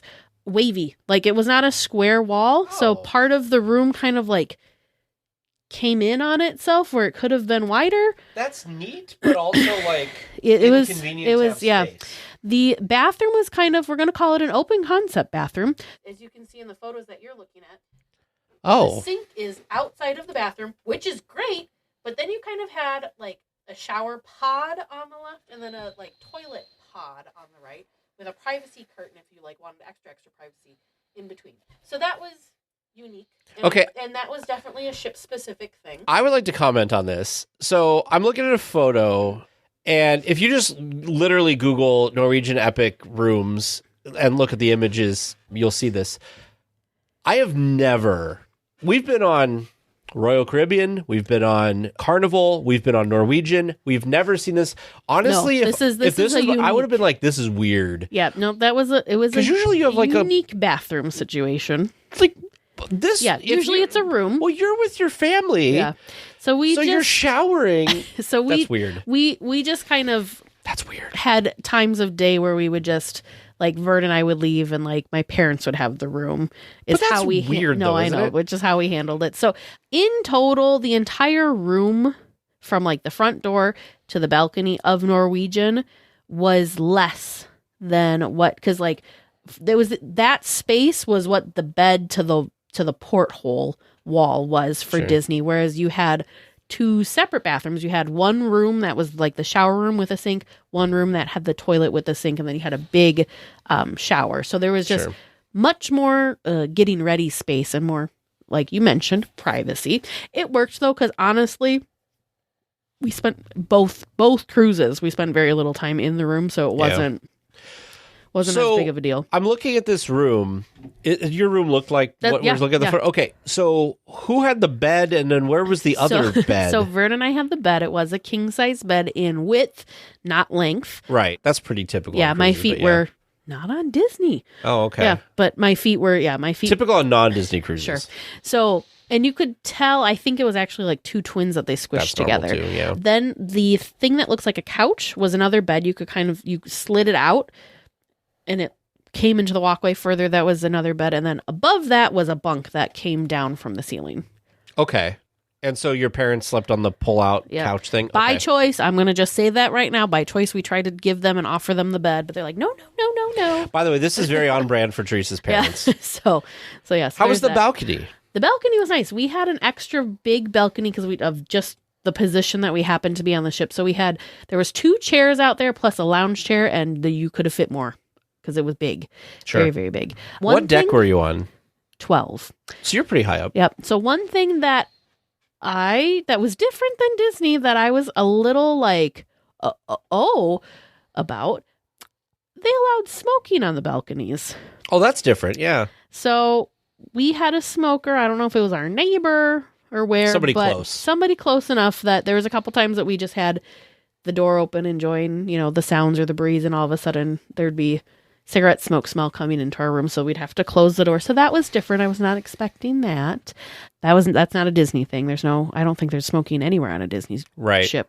But anyways, then the other kind of weird thing in the same line with smoking, there's a casino on board, and there was smoking allowed in the casino. So I was really surprised that there was smoking allowed on the ship and also just like in the ship. Yeah, on a lot of cruise ships that are not Disney, there's usually a casino, and that's usually the only place that smoking is allowed. It smells like an old casino. It's got Yeah. that stale cigarette thing. Yep. On a lot of ships, I don't know, you can tell me here in a second, I don't know if it was like this on yours, but on a lot of ships we were on, you have to walk through the Yep. casino to get to various things. Yep. So it's kind of off-putting in that way. Yep. Nope. That was the same thing here. You couldn't really, unless you're taking the elevator, you couldn't really avoid the casino. Yeah. They even had it so like you couldn't, like the stairs. This was interesting. They blocked the stairs off. So if you were just say I'm going from 12 to 5, the casino I want to say was on 7. Sure. I couldn't just take like the main staircase all the way down. Oh. It forced you off of, they blocked the main staircase off. They forced you to walk through the casino. And then the staircase was then, there's an escalator in the middle of in the mid of the ship to get you down to the next level. So that was, so they really kind of had you go through. How was your cabin crew? Like, did you get cool, like, little animals and stuff like that? I think this is I do think this is a Norwegian specific thing. Sure. Because my parents had commented on this. So in their view, post-COVID, they've done a couple of cruises. Again, all are Norwegian. Pre-COVID, towel animals were a thing. Post-COVID, no towel animals. No fun little things. The other thing, too, Disney, our room attendant, we saw him every day. Like, it felt like anytime we were coming and going from our room, there he was, and he was super friendly, knew our names. This guy also knew our name, but we just didn't see him that often. So I think the room attendants are in charge of a lot more rooms, and he only came by once a day. Sure. Whereas Disney, he came by at least, it had to have been twice a day that I noticed. Maybe it was even 3 times that he checked on the room each day. But every day between when we would go to, because we had late dining, so we did the show and then go to dining. Every time between, like, when we went to the show and when we went to dining, that's when he'd come do the turn down service and have our fun towel animals on the Disney cruise. Whereas there was not turn down service the same way for Norwegian. He would just come tidy the room up for us every day. So it's kind of like, think of like what you get at a hotel. Yeah. So in most of the cruises I've been on, I won't say every cruise because I can't remember for sure, but I feel like generally, like you said on Disney, I remember seeing our attendant a lot. Yeah. But also, usually they come by, you get up in the morning, you go to breakfast or something, usually they come in and they make the bed or they clean up your room a little bit, whatever. And then usually right before you go to dinner or right after you come back from dinner, they've also gone in and like set the room up for sleeping. Because a lot of times, like, they'll put the bed away if it's a couch bed and stuff. And then when you come back to like sleep, all of that's ready. And usually that's when the towel animal's there and all that. But yeah, that's interesting because usually it's at least a couple times a day. We got the feeling that that one person just is in charge of more rooms. That's unfortunate for that person. I mean, it's one of those things when you think about it though, like, it's above and beyond to have the room checked on multiple times a day. Really, it, like, once a day is sufficient. To be clear, you usually, when we stay at a hotel, even before COVID, we're like, we don't need somebody to come and clean the room. Someone doesn't have to come make my bed. Yeah.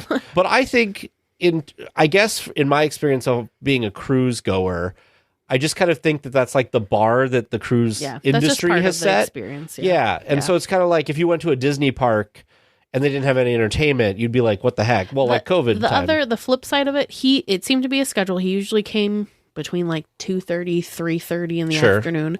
Norwegian, though, boasts having open dining. So you don't have set dining times. So you can't really schedule and know for sure when someone's not going to be in their room, because it's not like, oh, their dining times at 6 p.m. So I know they won't be in the room at 6. I know that's a good time for me to go in and do stuff. So yeah, so it's kind of like that. So let's talk about dining. Yeah. What was the food like? So the food was good. It was not. Now, I want to say Disney is very different when it comes to dining in general, like dinners. Yeah. Because like Disney, like you rotate and all of this stuff. Yeah. On more cruise ships, talking like food quality. Yeah. Okay. So we did multiple nights at like the buffet. Or multiple meals, I should say, at the buffet. We did one sit-down dining for breakfast one morning. No, two different sit-down things for breakfast. Because it was 7 days you were on the cruise? 7 nights, yeah. Okay. And then we did our own little rotation for dinners. So we did a couple of the 2 different sit-down places, like the fancy dining rooms. I had 2 different dining rooms. We did both of those. There was kind of like a pub that was open 24 hours that we did for, I don't remember if it was lunch or dinner now. And then also they had a noodle bar and a Chinese restaurant. So we did those. That sounds good. Both. My favorite was the noodle bar. That was my absolute favorite. And we did that the first day. But you didn't come back even though you liked it so much? No, well, because there were so many things. So we were trying to like try everything else around. But anyways, quality of food, the noodle bar was great. That was my favorite. Quality of food for the rest of it was good. It wasn't like every meal that I had on the Disney cruise, like my socks were blown off. Sure. Everything that we had was just amazing. As far as like the dinners and the sit down stuff went, amazing. The other thing that I wasn't as much of a fan of was like the pub place, same menu all day, every day. Oh, sure. And then the 2 main dining rooms, same menu. Really? Except they had one little section of like 5 things that would rotate out each day. Yeah. And that was kind of it. So to me, I really liked the rotation. I liked the rotation dining a lot more. Plus, I just liked not having to make that decision. Sure. If that makes sense. We're eating at Rapunzel's table tonight. That's great. Instead of, well, what do you think? Should we go to this place or should we go to that place? Or, well, what's the theme at the buffet? And We'll talk about that too. The buffet. Breakfast every morning. Same options. Sure. Which... Was that different on Disney? Yeah, Disney rotates. Oh, interesting. Yeah. There's a lot of like staples, but then they had a section that would swap out every day. So it was a good variety. Plus you had the sit down places too, which were slightly, or you could do like, for us, it was one of the main dining rooms had sit down breakfast, which was different than what you could get on the buffet. Whereas this was, if you did sit down, it was the same menu. Sure. Okay. If you did the buffet, it was the same options. A lot of it was egg based. I'm not a big breakfast person, and I don't really like eggs. If omelet stations are your thing though, holy cow, did they have you covered. There were so many omelet stations. Oh, really? So many omelet stations. Yeah. And then at night they turned 2 of the omelet stations into crepe stations, which I wish they would have had a crepe station for the breakfast, because I would have gotten crepes for breakfast, but that's besides on the cruises point. I've been on, I always feel like there's like one omelet station, which is always very popular, but you're waiting forever because the guy's got like 3 little things he's making. There was like 4 or 5. Well, that's good if you're into omelets. Stations. Yeah. I did biscuits and gravy and bagels. That was my like go-tos. They had pancakes, but they were hidden and only in one spot, which was wild to me. So apparently pancakes No are waffles not... either? Nope, no waffles. Every cruise I've ever been on had waffles. Yeah, no, the focus was, they were all about the omelet stations. Interesting. So coffee, we have to talk about coffee too. Coffee, they had a Starbucks. So there you go. But Starbucks isn't like your favorite coffee, but it works. It's not my favorite. It works. But they have cold brews or anything? Is it just Starbucks regular, fare? Just a regular Starbucks, Sure. yeah. So yeah, there was that. So I wasn't, the food was good, but it wasn't like amazing. Another one of my favorite experiences, this was a little tough. Disney doesn't have this. On this cruise, you had complimentary dining, and then you also had specialty dining. Yeah. Specialty dining meant you were paying some sort of price, whether if it was like you're at a restaurant and you're paying a per item price, or it was maybe like a cover, like heavy cover charge. We did teppanyaki, which was a hibachi place. That one was just like X amount per person kind of a thing. But then they also had a sushi bar and they priced it per roll. I was okay with doing some specialty dining until I looked at what the pricing was. For example, the sushi bar, what they were charging per roll is what we pay per roll here. And for some reason, I was thinking there'd be a discount. Yeah. And there wasn't. So that was a little weird. We also didn't do any of the drinking packages. They had a coffee drinking package. They had an alcohol drinking package, and they had a soda drinking package. I did look into what the coffee one would be and if it would make sense. However, the thing with the drinking packages is every person in your room has to have the drinking package. Oh. So clearly that wasn't going to make sense. It was not going to make sense for me to get the coffee drinking package for 4 versus me just buying my coffees alone. So that... I can understand that though, because I'm going to be honest. Yeah. When we went on our cruise last summer, I bought the soda package, but nobody else. We were in 2 separate rooms. We had our friends there with us too. And there was a couple times where Michelle, who was with us, wanted to have like a soda. Yeah. Across this like 4-day cruise or whatever. And I was like, I'm just going to go get one and I'll just give it to you. And so like, I think maybe they're trying to like cut that out, because if everybody has to get it. Right. Yeah. No, they're not and I get it. I totally it. get it, but I also wish... It kind of sucks though. Like, what happens if you are the only one? In your case, I kind of wish some, like maybe not the alcohol, like, or maybe you do it for all the packages. Have it just be like a punch card thing. Like, I'm just going to prepay for 10 coffees. Yeah. And then it doesn't matter if I drink the coffee, if you drink the coffee, whoever drinks. Like, it's just you're allotted to. You paid for 10 coffees. Yeah, Royal Caribbean had a refillable like mug thing they gave you, and you just went to the soda machines and filled up, and that was the thing. And so for those of you that don't know, Disney does not have drinking packages at all. So everybody gets soda. There's just like an open soda. And I want to say it was open 24/7. It was up on the pool deck. Yeah. You could go up there whenever you wanted. If you wanted coffee, it was an extra charge. I thought there was kind of a discount, though. I don't remember paying coffee store pricing. Couldn't you get like... And they had a punch card thing. So couldn't you get like black coffee at places, though? Yeah, you could get black coffee, you could get tea, and you could get... They called them juices, but they were kind of like... I think they were probably like vitamin water type things, where it wasn't like juice, but it was a flavored water of some I always like the kiwi strawberry stuff they have on those things.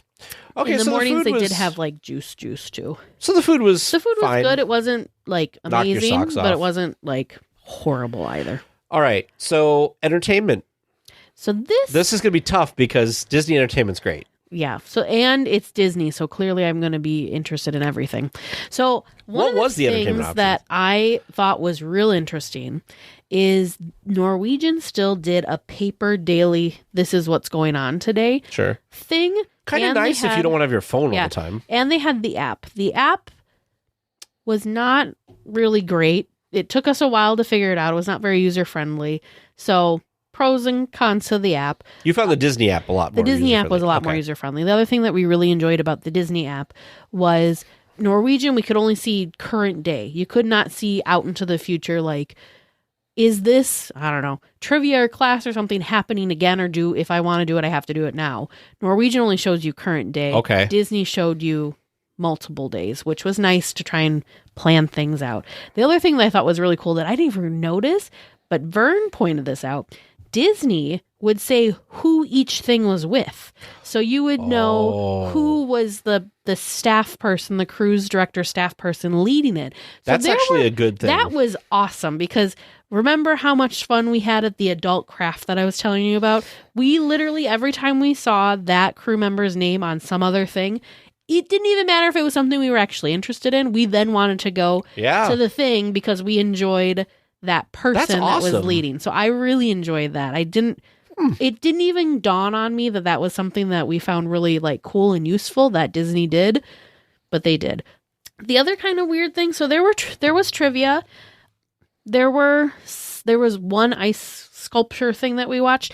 There wasn't I don't know, like the day-to-day stuff didn't feel like there was a lot. Sure. It felt like a lot of stuff was kind of Vern said it best. It kind of felt like we were being sold to the entire time we were there. Versus Disney, you never had anyone saying, so when are you doing your next cruise? If you do this, you can have your next cruise. Or, if you do this, you can have all these credits. Or we're going to have this trivia based on locations around the world. And then we're going to try and sell you why you should take a Norwegian cruise to go to these places. So everything kind of felt like it had this... like an upsell? Like pitch to it. So that kind of... That's unfortunate. Graded after a while. And I don't know if that's... I feel like that maybe is a normal random cruise thing. I did not experience that on my previous cruises. They did have stuff where you would go... They had some things that was obviously things like come to the... Sure. I'm just going to make up something. Come to the like Ray-Ban thing and you can talk about Ray-Ban stuff and then like, we'll want you to sell you a Ray-Ban thing. Yeah. Or like the book your future cruise, but we want you to sit through kind of like a timeshare presentation almost first.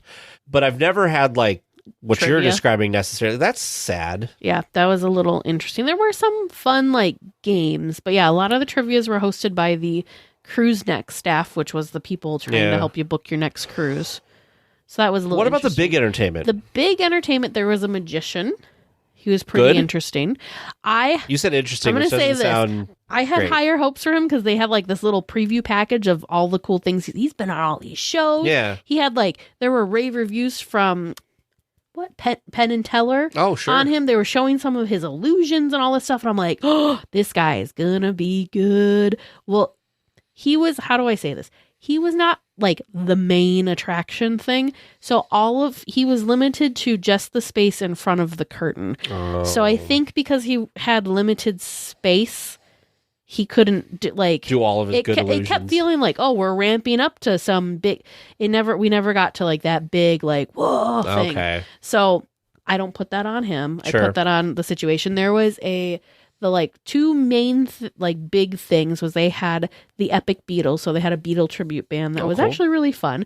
They had the Cavern Club, which was made to look like the club that the Beatles performed in back in London. So that was kind of cool. So they had multiple performances. They had two big performances on the main stage, and then there was what was the other? Burn the Floor was the other thing that was big. It was this crazy ballroom dancing. It's like, think of the pros of Dancing with the Stars, and that's like it. And that was the level all of them were at. And it was crazy because, right, you're on a cruise ship. You're bobbing along in the ocean. So the things that they were doing were incredible in and of itself, but then throw in the weird, like, you can't hardly walk a straight line because you're bouncing around in the ocean factor, and it was amazing. So those two things had big sets that we then saw behind the curtain. So I'm thinking it wasn't a very big backstage area. Sure. So that kind of took away from him. I felt bad about that. They had 2 stand-up comedians. There was a dueling piano thing. There was all sorts of little bars all over the ship that had live musicians kind of scattered around.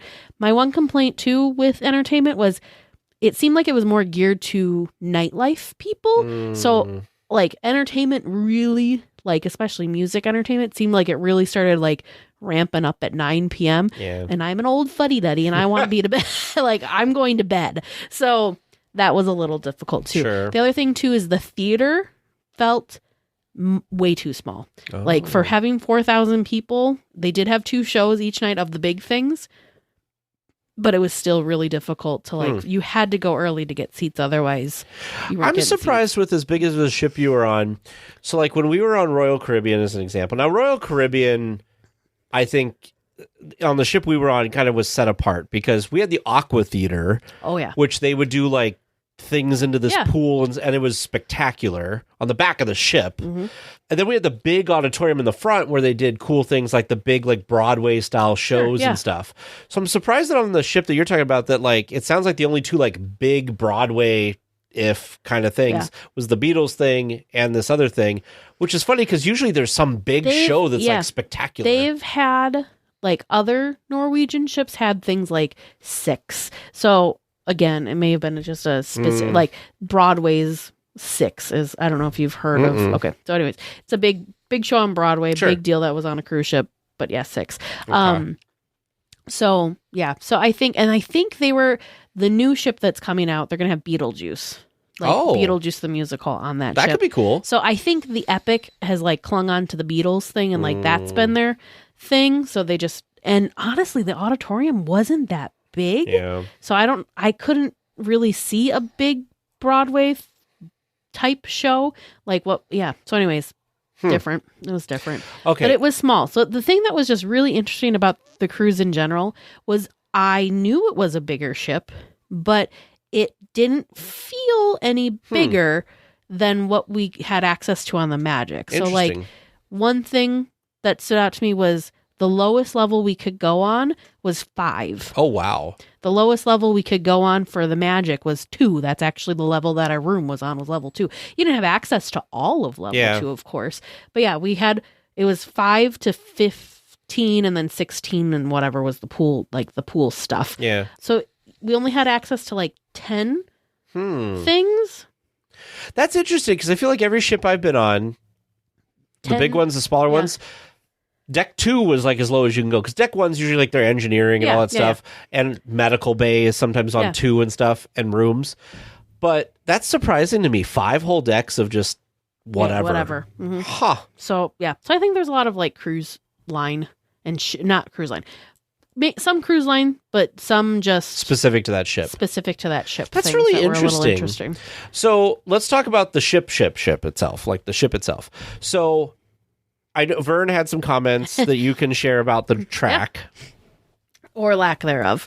So it was deck, I want to say it was 7, was like the outdoor deck. That was where our big, I called them rescue pods because they were not lifeboats. They were like these like fully enclosed pod things were.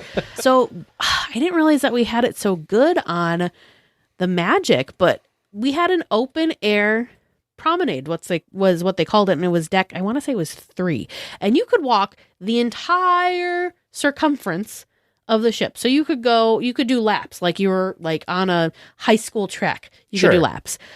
This you couldn't. You could not walk all the way around the ship. Which is so weird. Poor Vern. The running track was just on one side. I don't remember if it was the port side or what side, but it was just on one side, and you just basically ran back and forth. You ran like to the end, turn around, go to the other end, turn around, so it was just back and forth. And the other tough thing too was, like I said, all of the little lifeboat things were there, so you couldn't even like see out because you had a wall of lifeboats. There was a little section in the middle that was open that you could like see out. But small. As far as like running on it, he said it was really not fun, not enjoyable at all. That's unfortunate. And then the other side was where the shuffleboard was. We did go out and play shuffleboard one day. I will say it was the last day of the cruise, so I don't know if that made a difference.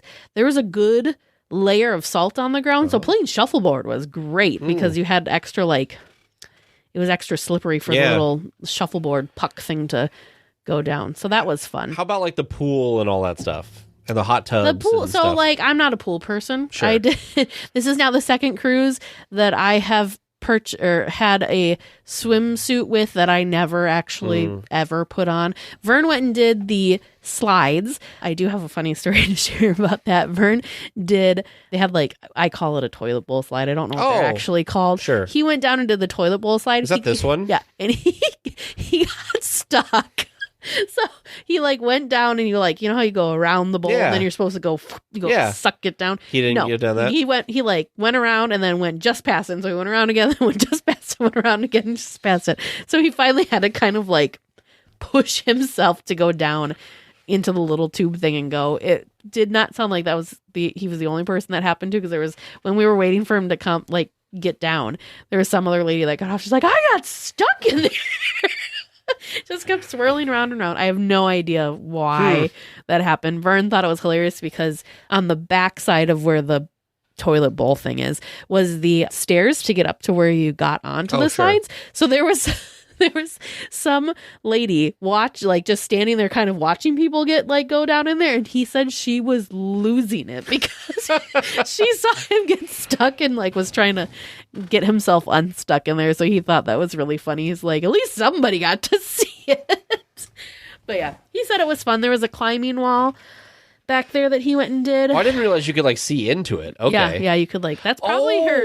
I could see how he would go past that. Yeah, that was probably about what her view was. That's there like was a weird design, actually. There was a climbing wall on the backside of where the slides were, and Vern went and did that. He said it was really hard. So they had like supposedly easy, medium, hard. It went from easy to like hard to impossible.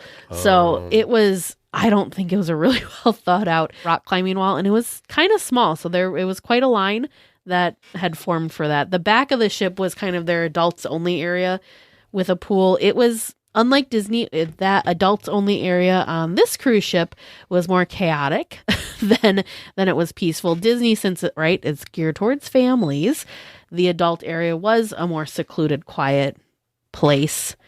So that was different too. The quiet adult only area was kind of not very quiet adult only. The other thing I learned too, or realized too, with Disney so having the drinking package, I think brings out either different people or a different side to people. I was not expecting to see intoxicated individuals trying to maneuver their way through the ship. We definitely saw that. That was not the case on Disney. They had alcohol available. Vern but you and didn't I have a both had package that drinks. you were trying to get your money's worth out of. I think a lot of people kind of felt a little more, I don't want to say pressure to drink, but also there were times that I was standing in my Starbucks line at like 8 a.m. and there was a bar next to it, and there were people sitting there already ordering their first drinks of the day, which were not like mimosas or bloodies. Oh no, there was one guy I watched, what was it? 3 shots of Fireball on ice was what he was starting his day with. So it was just a different vibe. So wow. I think Vern is fully on nope, I am not a cruise person. I am a Disney cruise person ship now, just because it was a different vibe all around. If I was I told him I would tell him one more cruise that's not Disney. And that's what I said to him too. I said, I want to try one more, and I think I want to try specifically Royal Caribbean, because a lot of the Disney people we follow, like Ordinary Adventures, you see them on either Disney ships or you see them on Royal Caribbean ships. So I said, I think Royal Caribbean's going to be somewhere between what we had for this and then what we had for, like, I think it's going to be more in the middle. So I think it'll be a better. So he needs a little time, but overall, like, I feel bad because I don't want my parents listening to this and thinking, we had a great time. Yeah. These are really nitpicky things. Overall, this was a fraction of the cost of what Disney was. So of course you're not going to get the same level on the ship because it's just not the same, it's just different. The thing that I really, really, really like about cruises, I've decided they're like a buffet for vacations. It's cool to me to be able to like stop, to have the same room. Like I don't have to worry about where I'm going to eat that day or where I'm going to spend the night. It's all kind of there, but you still get to go and explore places that maybe you're never going to see. So we got to go to their private island. That was the first day. Then we had a day at sea. We were at San Juan, Puerto Rico, which I had never been before. It was gorgeous, beautiful. St. Thomas, Virgin Islands, and then the Dominican Republic. All places that Vern and I had never gone to. So like to me, that's why I cruise. Everything like on the ship is just like a cherry on top. And in fact, Disney kind of makes it hard to get off the ship because I really enjoy all this stuff because I can learn how to draw characters, or I can have Disney specific trivia and like meet and greet with characters in their cute little like pirate costumes and stuff like that. I feel the same way, but like different in a way, because ever since I've wanted to go on a cruise, before I went on the first cruise, first of all, a little backstory. I was a huge fan of the Titanic movie, and I could not fathom the size of one of these boats. The fact that there was this thing made by men that could float and do stuff, and there's entire like restaurants, and it's basically a hotel.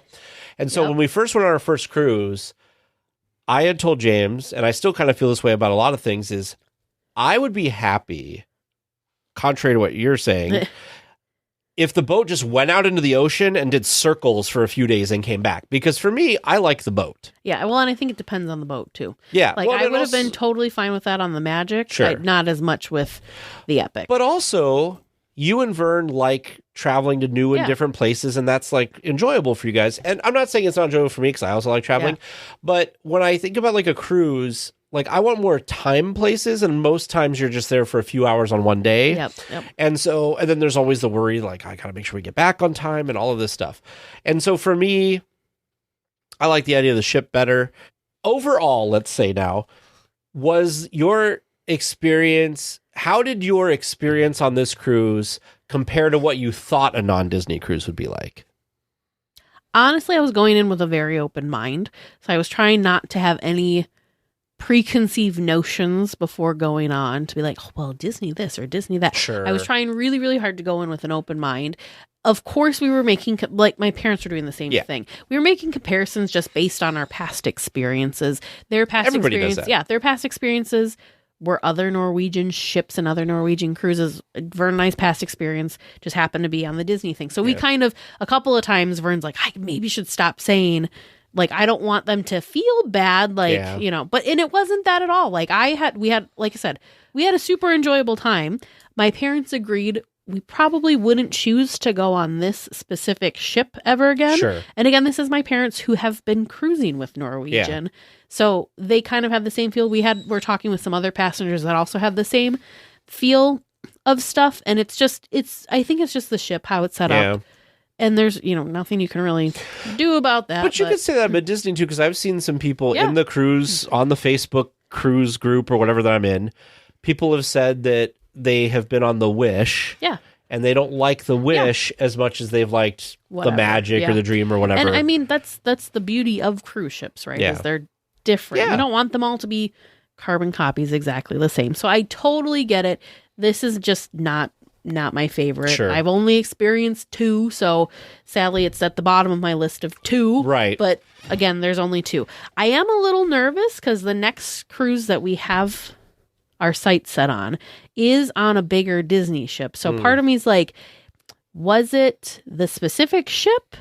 Was it having that many more guests on board with us since we went with a small, you know what I mean? So I'm kind of a little... sound to me from what you're describing that it was like too crowded of other guests. It sounds to me like there was a lot of just weird things with this ship. It was a little too crowded with guests too, because things like eating, everything we wanted to do, we had to go early and we had to wait. Oh, sure. So there was always a wait. We didn't have we didn't do anything with the bars. The one time we went and got martinis, we waited in line for, it was probably like 20 plus minutes to get a martini at the martini bar. And that was what a lot of other people were saying, like, we've never had to wait this long at the bars. But same thing with all the dining. We had to wait for a table to get ready And sometimes it was short, sometimes it wasn't. Like, Yeah. but multiple times we were given pagers and like told, we'll page you when it's ready, which the nice thing was you could just kind of wander around the ship. But so that in that aspect, I think that was just because there was lots of people. Of course, there's going to be, and the fact that it was freestyle and it was open dining. So people could dine when they wanted to dine. So it wasn't kind of like spread out a little bit or controlled by Disney. So you only had enough people dining at this time that the dining room could hold, sort of thing. So I'll tell you about our experience on the Allure of the Seas, which was one of the largest cruise ships in the world when we went on it. There was a lot of people, obviously, on the ship, but it didn't feel like there was a lot of people on the ship. Like, there were times, like at night, for instance, and this is on every cruise ship. I'm sure Disney was this way too. As the night, well, you're an early sleeper, so maybe you don't know, but like as the night rolls on, you have less like food options. So like the buffet closes at like 11, but like the pizza place is 24 hours. So if you wanted to get food after like 11, like the show gets out or something, there was a line at the pizza place because it was one option. Yeah. But it moved quick because they knew it was the only option. And you might have to wait for if you wanted a certain pizza, you'd have to wait for it to come out of the oven, that kind of thing. But if you just wanted whatever was there, they just, and there you go. Sure. Yeah. So it's interesting. I am really glad that we had this conversation because you had not been on a non-Disney cruise and you spoke so highly of Disney, which I do believe that they deserve the credit that they get for being a good product, a really like high quality product. But I also knew that cruising is kind of usually a higher quality product that like has that quality. So I just was curious to talk to you, and I wanted to react live, if you will, on the podcast to what you had said and not hear it from you and then kind of talk about it and then try to recreate that. And so I think I'm surprised that you enjoyed yourself so much, because I thought you were going to compare it all to Disney and like nothing was going to hold a candle to that. Nope. I was trying to be very open-minded. Also concerned because you had said that you didn't say what, but you had said that this ship had some limitations or whatever. So I was concerned that like, oh, that's unfortunate that you're comparing Disney to this. I mean, and just kind of some weird things too, because like the carpeting choice, like, okay, because it's Disney. They're very intentional with everything, right? So just like the carpeting choices in Disney, like if you're taking the stairs, you kind of know where you are based on the carpet when you're even in the stairwell. This one, oh no, it didn't matter what floor you were on, everything looked the same. So you had to be very like conscious of watching signs to see where, wait a minute, how many have we gone up or down or whatever. Elevators were kind of a mess. But I have a question. It is what it is. But the thing, like I kept saying, it felt very dark in the ship. Like the color choices they had for the carpeting were darker colors. It seemed like it was kind of dimly lit. And tons, as you can see, tons and tons and tons of balcony rooms, which is great. But that also meant you didn't have very many windows if you weren't in your room on a balcony. So it was very limited as far as seeing like the ocean, unless you're up on the sun deck or in that one little section of the running track. You're kind of limited to be able to see out, which made me sad because that was one of the coolest things like about being on this big ship in the ocean, is just kind of enjoying the outdoors. So like Disney, the promenade deck that went all the way around, they had chairs out there. They had like lounge chairs and stuff. Plus like a lot of the restaurants there were big portholes just randomly wherever you were, and you could just sit in the porthole and look out if you wanted. So that is cool to be able to sit in the porthole. Yeah. So that was another difference for us. That was kind of a negative. Again, probably ship specific. Yeah. And the other thing that I just have to mention, because we really enjoyed this on our first cruise, and Vern and I were really looking forward to this for this cruise, and we got my dad on board with it. Soft serve. So we made sure every day had soft serve. Disney has a flavor that rotates out. So that's fun. And Disney's, I think, was open 24 hours, or at least any time of day that we went up there to go. And again, I'm not a night owl, so I wasn't up there at 1 a.m. But anytime that we'd go, it was open. This was part of the buffet, and there were certain times of the day that the buffet was closed. They were swapping over from lunch to dinner to breakfast to whatever. So there were certain times of the day it was closed, so you couldn't get it. And then it did close like at 9:00 at night. So we didn't have full 24-hour access to soft serve. I also saw on Vern's Instagram that there were times where he did the like swirl, and it was just only, one. Yeah, only chocolate would come He's like, out. this is supposed to be swirl. That happened a couple of times, actually.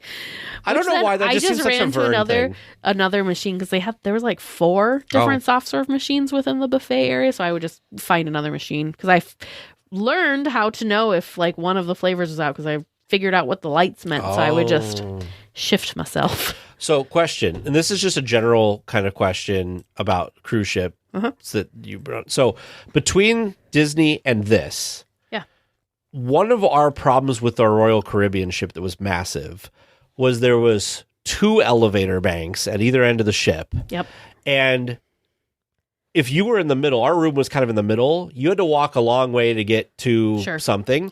But also because there was only the 2 banks and so many people on the ship, you found yourself waiting. And a lot of times we would just be like, let's just walk up the stairs. Yep. How is that? How is that on Disney and how is that here? 2 banks of elevators here.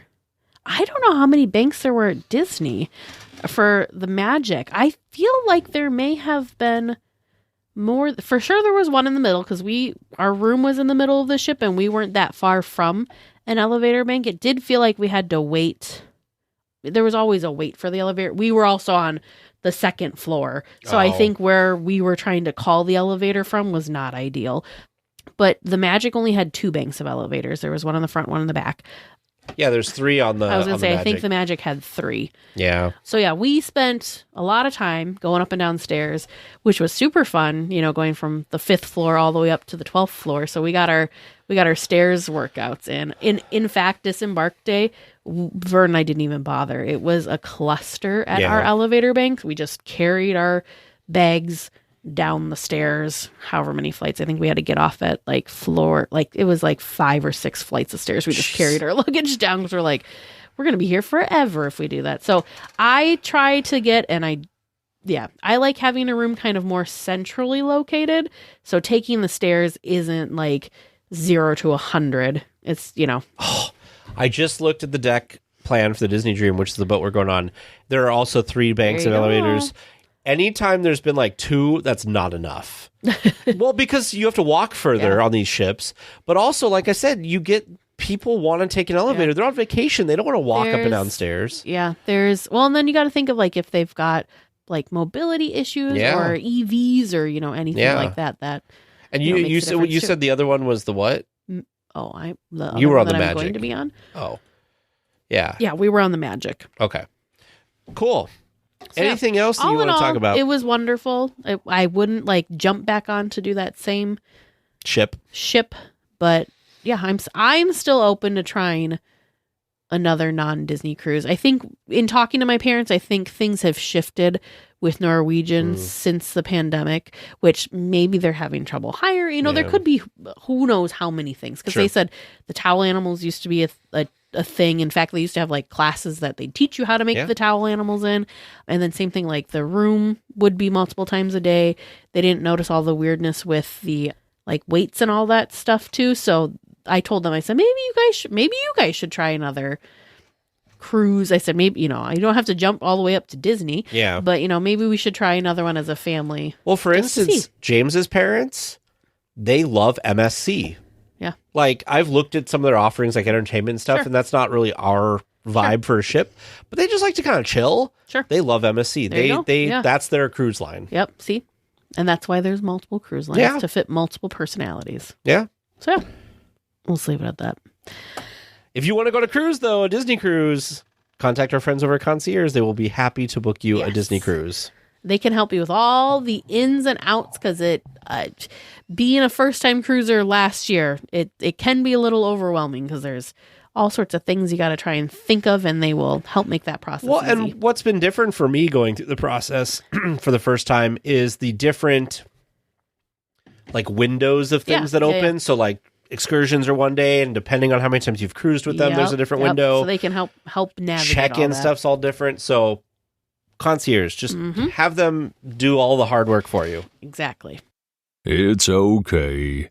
I'll be the only weekly tier without an answer. Make sure you send your questions to Producer James or Producer Vern at trivia@DLWeekly.net. Well, hello, welcome back to Trivia Land. I hope you had a nice little journey and discussion, whatever that place is. Like the name of the place we have discussions? I mean, you added SnackChat, so why Sure. isn't everything branded at this point? We're in Beast's library. Rest in peace. Yes, but curiosity, how do you feel you did this week? Not so great. Not so great. Yeah. We'll see. I felt better about last week. And Yep, you me tell too. me I'm the easy trivia Well, guy. usually, That but I e-ticket feel one was a head scratcher. I feel like you're trying to combat that image of yourself. Yeah, maybe. Okay, it's your fault then. Yep.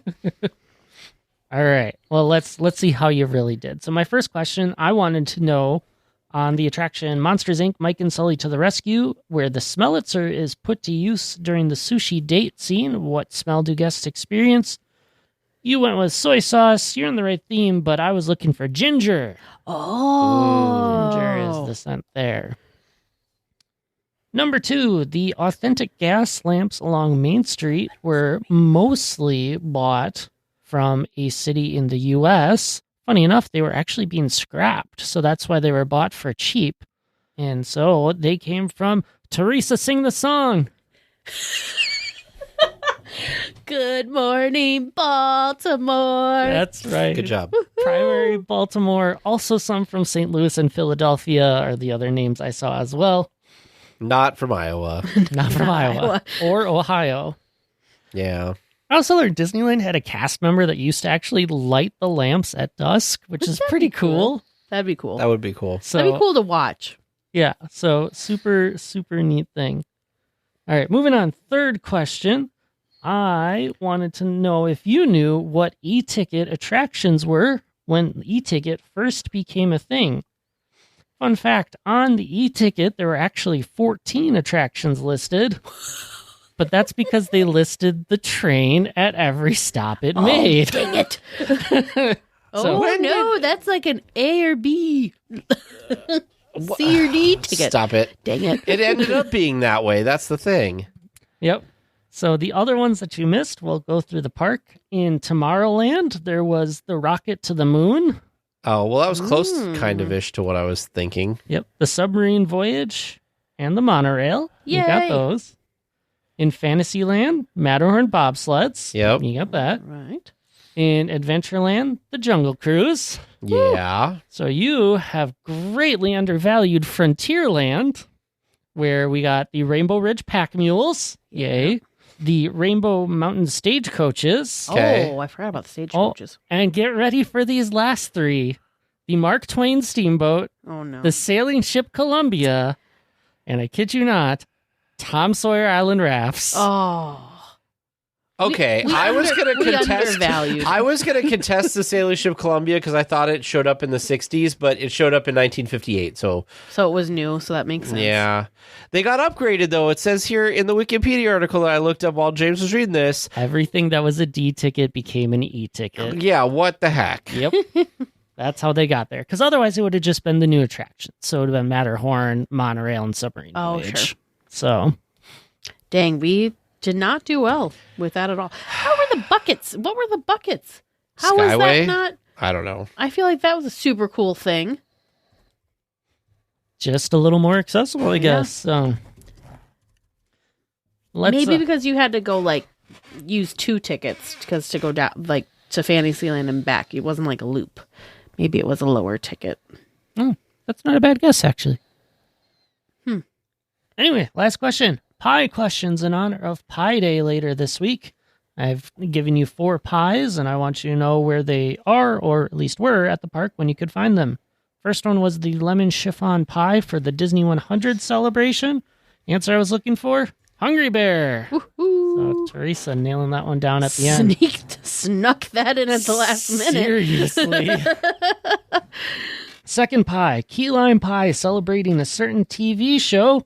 I couldn't tell you that it was the 2nd season of Loki because you would have Oh. found your way to Pim Test Yep. Kitchen. Oh, way Pim too quick. Test Kitchen had one? Yeah. For Loki, I mean, that makes total sense. Oh, sure. And then 3 and 4 were both hand pies from the summer 2022, raspberry and lemon. The raspberry hand pie was at Bing Bong Sweets. And the lemon hand pie was at Pooh I was Corner. going to say, I think it was at Pooh's. Oh, dang it. So No, what do you mean, dang it? You got that said one right. that. Oh, I'm taking it right. Jeez, it's a good thing I write these down. Yeah. Okay. Sorry. I am really impressed, Teresa, with how well you remember the hand pies from like a year and a half ago. I still haven't tried all of them, so Yeah. next trip. We got to get you got to try. The blueberry, I think, is the one that I've liked the best of the ones we've tried. The blueberry was good. The strawberry wasn't too bad, but the blueberry was the best. But to be fair, we didn't try guava or lemon, which I don't think you're trying. Well, lemon. I'm not trying lemon, but guava could be good. Yeah. I got to admit, the two I picked were the two that I was most interested in flavor-wise, so... Okay, James and I will share a lemon one then. Well, there we go. Oh, yes.